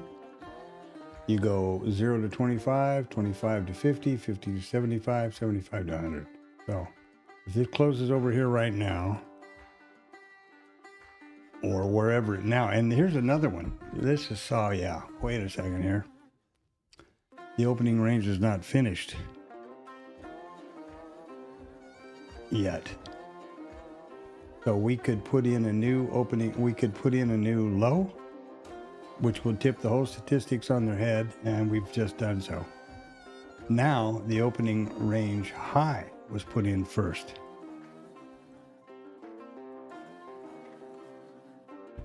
So now that whole statistic goes upside down.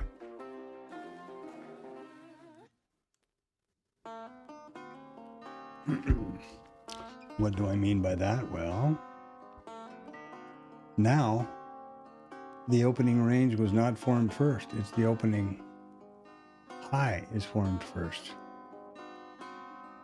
So here we go.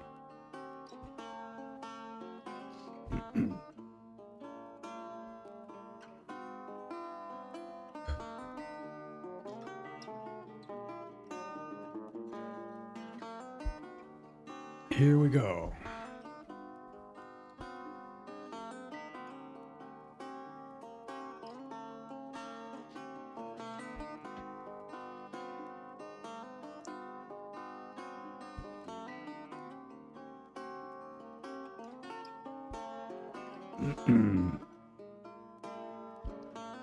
And the POC's come down.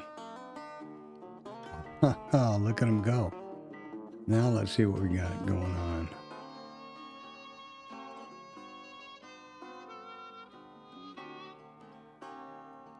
Wait. Hold the phone. That's not the opening range low. That's right here. There we go. This is from the earlier. Gotta be careful of that. This is only for, we're only interested in Tokyo here. From here to wherever. We've got 10 minutes to go. Put in the high, I guess.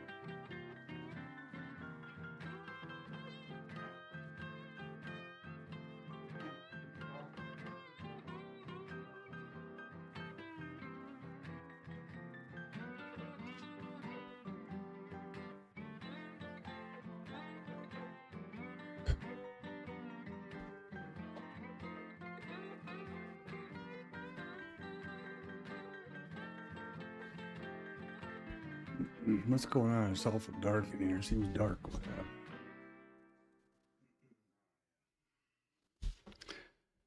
Okay. This is annoying. I'm guessing we're going to break out to the IB low. So I need to start thinking about what I would maybe do trade-wise. But 76.25 to 76.13. Let's look at the, that's only 4 points per zone.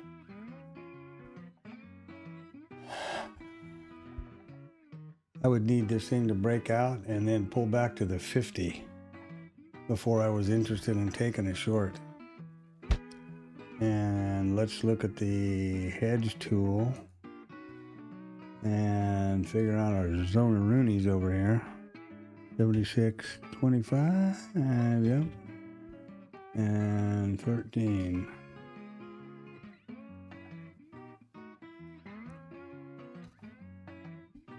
Well, I think it's more than that, isn't it?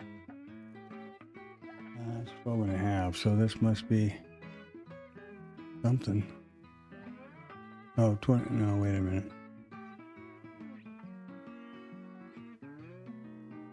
Okay, it's, I guess it's 76.5. I guess I don't have it on there, right? Okay, well, whatever. Where'd it go? Come on. There we go. All right. So we've got 70.22. Let's call that a quarter. 70.22 and a quarter. Wow, that's awful narrow. 19 and a quarter.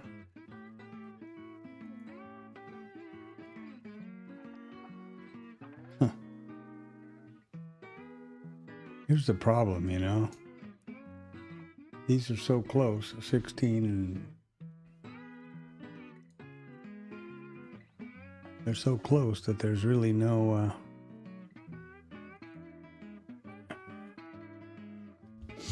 yeah, I don't think that's tradable.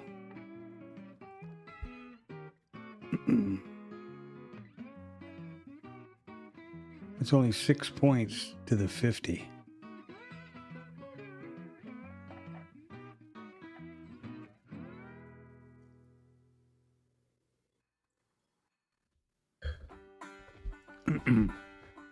Again, the way this would trade would be breakout, retrace to the 50, short.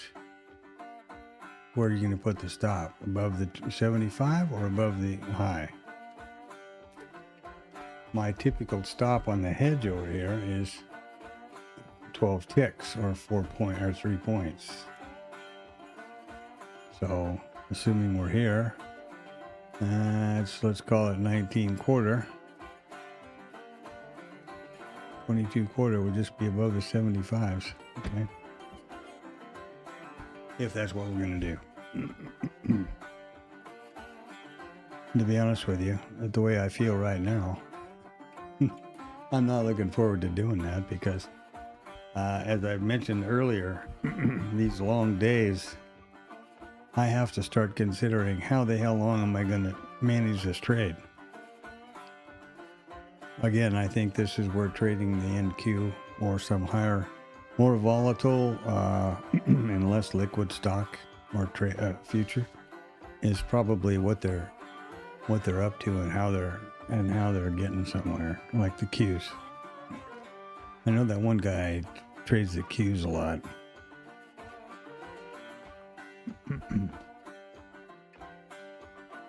Okay, so there is the lock. We're in the 25 because all of a sudden we put in the low here. We now have a 0 to 25 on the ending zone.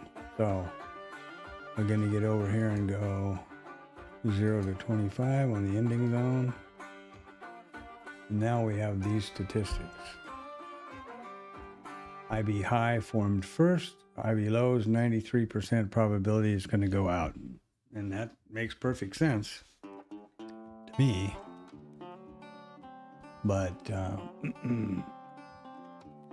do I do with that information? So there's the end of the Tokyo range. And there's the low, and there's the 25, and there's the 50, and we have not broken out yet. I don't think. So we're done with edge full at this point. And here's our range. And we're 12.5 points. I was placed first, and we have not broken either one.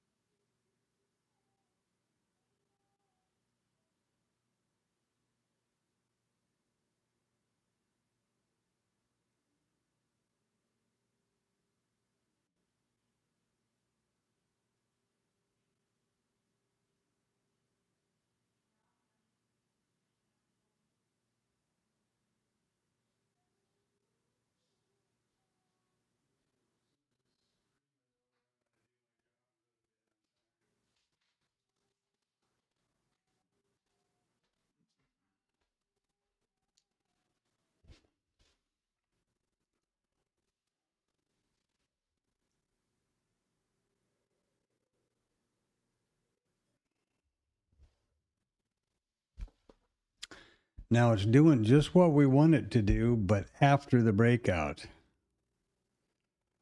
It's retracing back to the 50, and, you know, this is where people get, hear that siren song of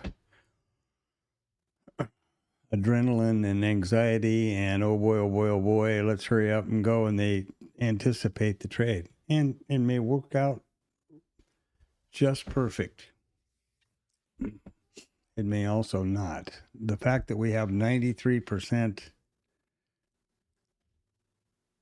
IB low or ORB low breakout, and we've just had a VPOC migration down here. Wait a minute, that makes no sense. Because that's disregard. There's something not quite right. This is still adding contracts.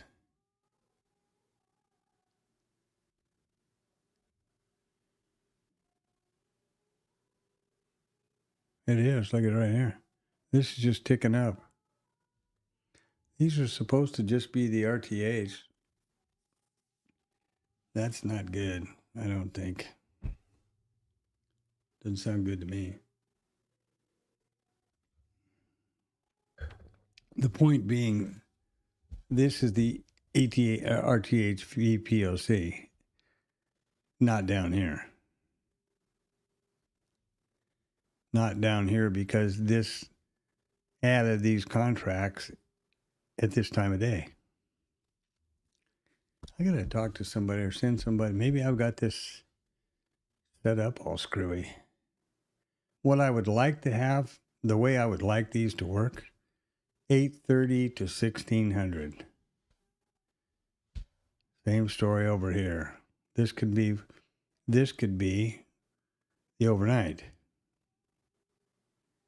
You know, 1700 to 8:30 in the morning. That would be ideal. Then I would know, and we would have, just as we have here, just exactly. Oh, right here, exactly. RTH, ETH, ETH,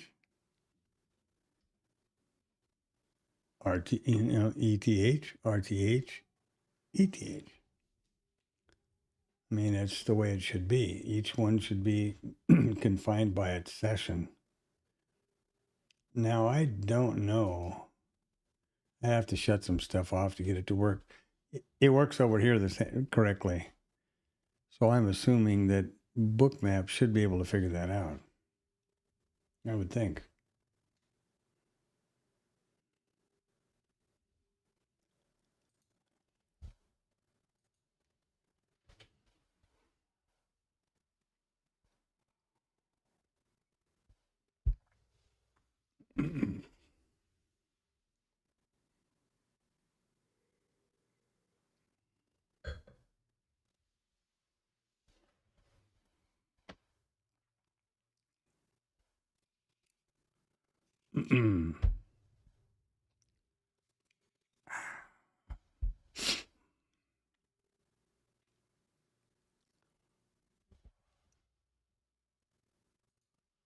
I'm fading fast. I better get this going.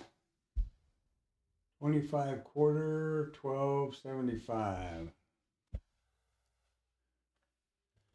25 quarter and 12.75. Let's see what we got over here.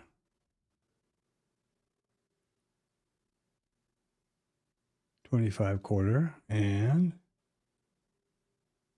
oh baby, 12.75. Look at there. Ooh, smoking. Love it when a plan comes together. Mm-hmm.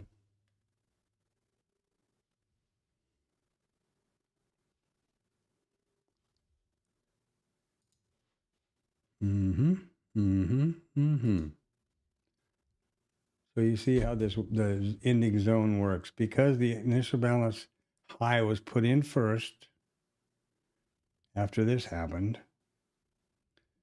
then the zone percentages are assigned 25 or 0, 25, 25, 50, 50, 75, 100. Until this happened right here, it was the other way around. Now this one, I guess, which took out the low. It was the low first, so this would have been 0.25. And here's the way you determine that. The closing price of the last bar in the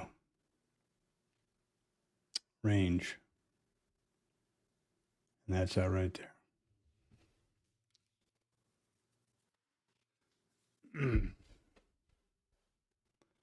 Okay.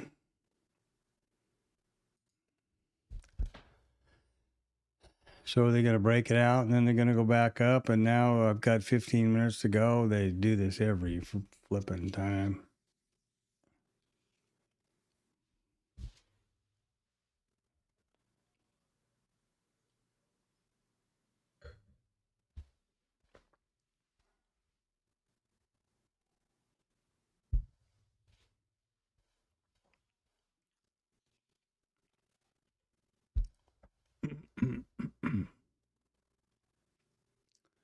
Well, pretty quick, we're going to get rid of all these zones and stuff, and we're going to button this mess up and hightail it out of here.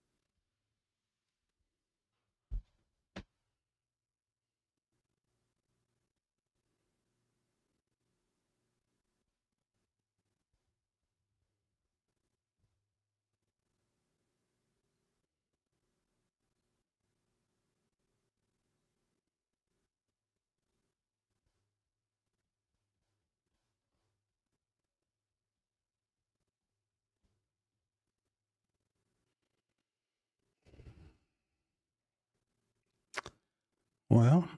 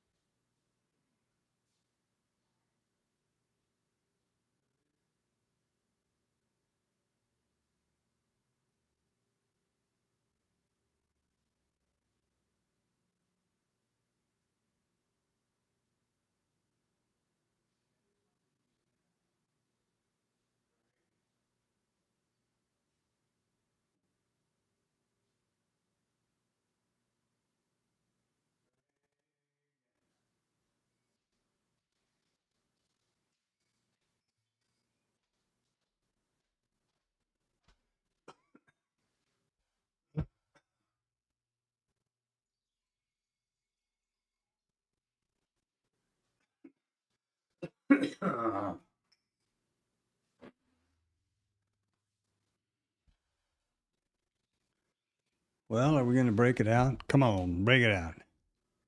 Break it out.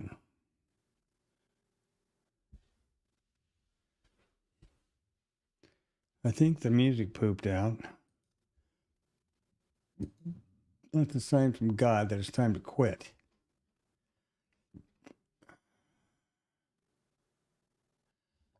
I'm pretty sure of that. I'm pretty sure of that.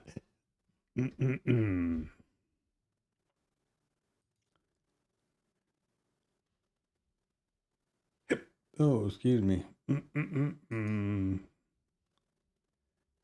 me leave a little jazz on the table here. Oh wait, I know a better one. I'll put everybody to sleep here. We'll do some classical piano.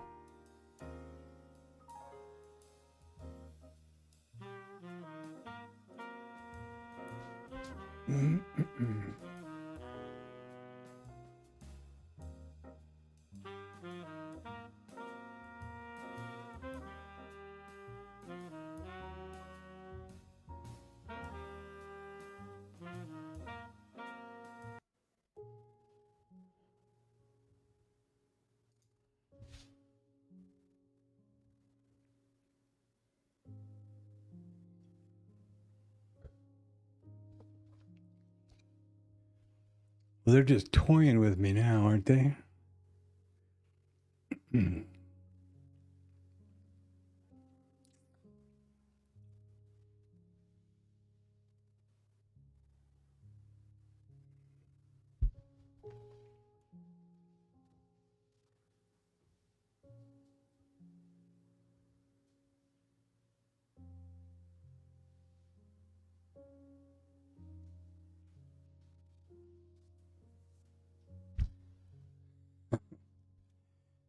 Okay. Well, this is one of those exciting streams. This is what happens when you watch somebody do homework.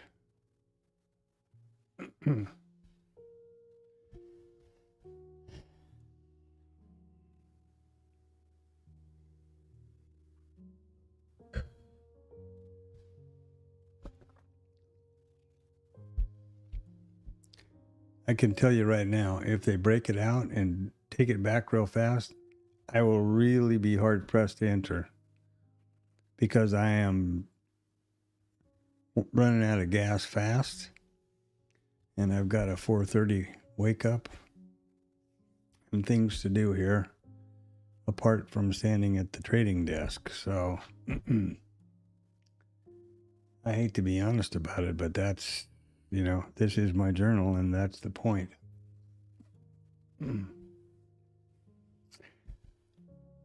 Transparent, accountable, and of course, honest. Never see a trade on risk neutral trading that is recorded or played back. There was actually one way back when I started, and that's when I realized that the stream had to last the entire cash session, because I had done the stream for a couple hours, hour and a half, like everybody else does. And then I left the office, closed the stream, did something, came back in, and there was another trade in front of me setting up, and I couldn't get, I didn't know how to get the stream going fast, restarted, anything else. So I just hit the record button on OBS and took the trade and did that. And then I posted it up to the channel, but with a big, disclaimer, this is a recording because of, and that's the reason I've never done one since. And that's the reason the stream lasts 7 hours every day. And now another, 3.5. Plus 6 in the morning, a couple in the morning before the stream starts. It's adds up.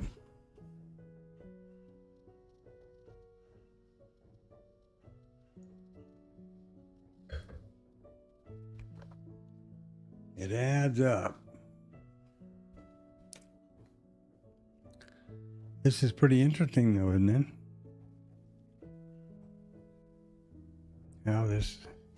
How this unwinds for us. So easy to see over here. And notice that the orb low is just a couple of hairs above the Globex low. So what would you suppose? I'm guessing they're going to knock these out. And if you look at this over here, here's the opening range. Here's the IB. Here's the IB. Here's the IB low. Here's my prediction, okay? And this is on the stream. And it's exactly meaningless, just for fun. We're going to break this low. And before the session, before I get back here at 6 o'clock in the morning or whatever, the stream starts at 8:30. We will have taken out the IB low from today. My guess. That's my prediction. Base that on just the fact that these are pretty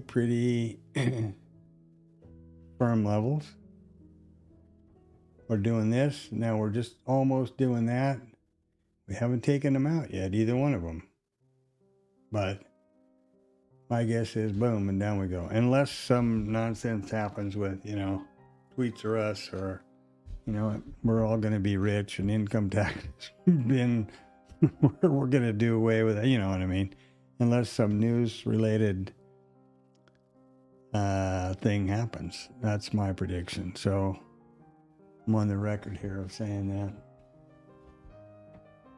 I'll even put that in the chat.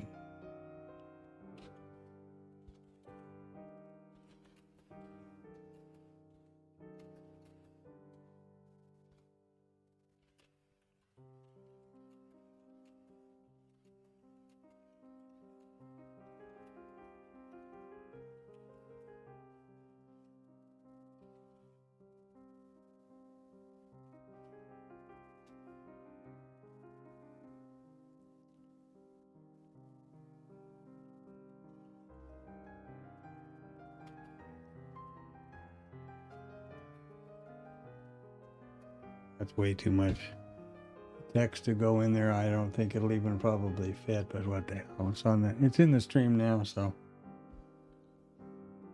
it's in the timestamps. I should have probably put that in the chat.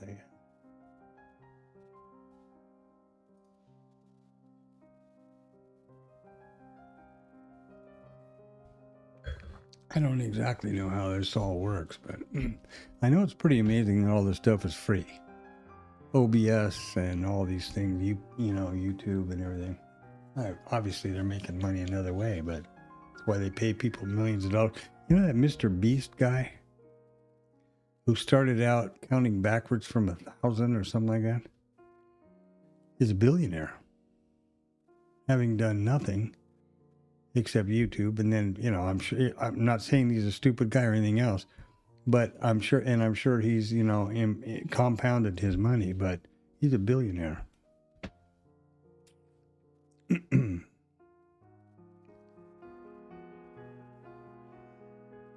Pretty amazing. Elon Musk better watch out.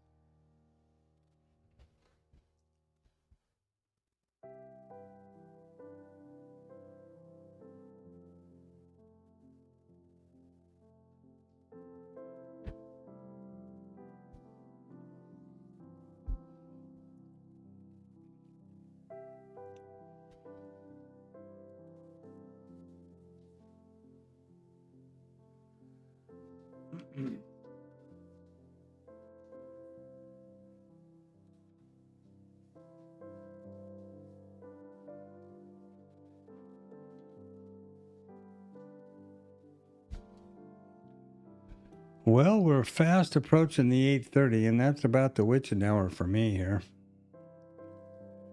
Time I get my chores done around here and get the stream set up for in the morning. Get my head used to the fact that I got a 4:30 wake-up call. I will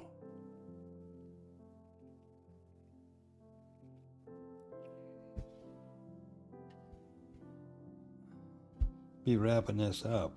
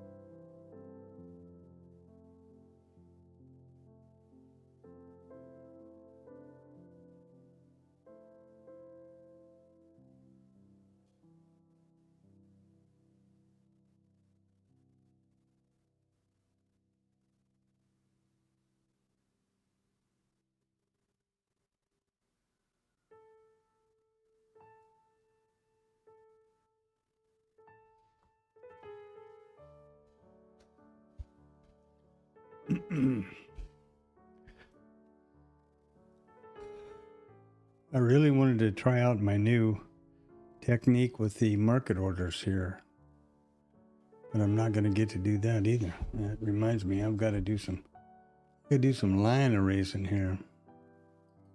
We don't care about that one anymore. Oop. Don't care about any of these anymore. Oop. Oop.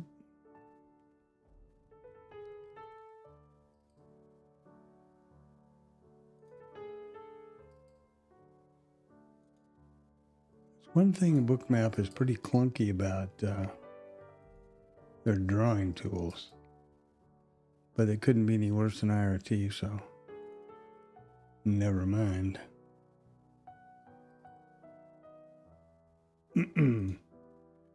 Well, boys and girls, fellow traders, I'm going to shut this thing down at the bottom of the hour. It's been, we haven't taken the IB, the opening range breakout yet. But I would say we're going to, and mark my prediction, we're going to take this here. Is there a way to put a line over here? I bet there is.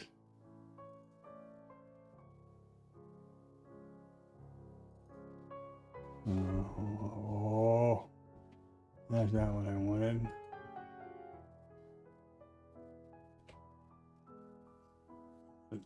I wanted to put a ray here, but anyway, we know, don't we? Isn't that what it's called? A ray? Or something? Extended line? I don't know what any of this stuff means. I want to put a line right here.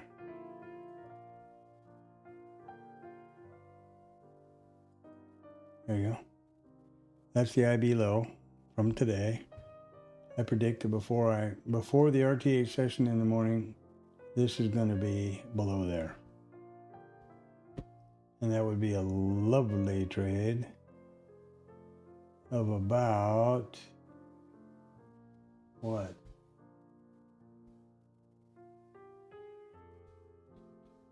That's 20 to 30 handles. So yeah, there you go. I have made my prediction. I will put my tall, pointy wizard's hat away and shine up my magic wand.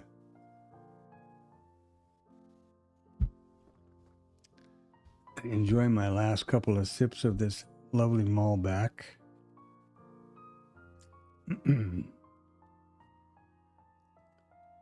Yeah.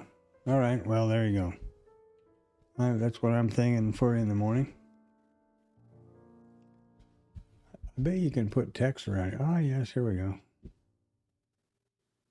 Yeah, I'm not going to do that. Who cares?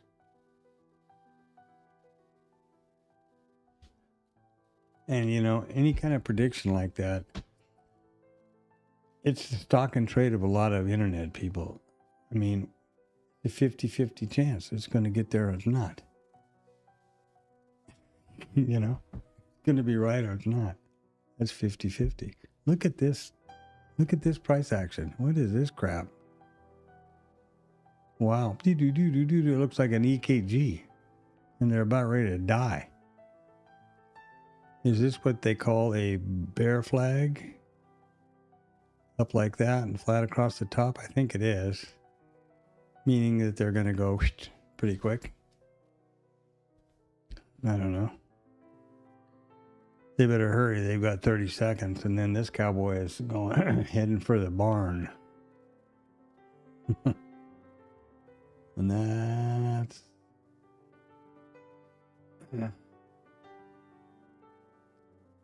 not a joke.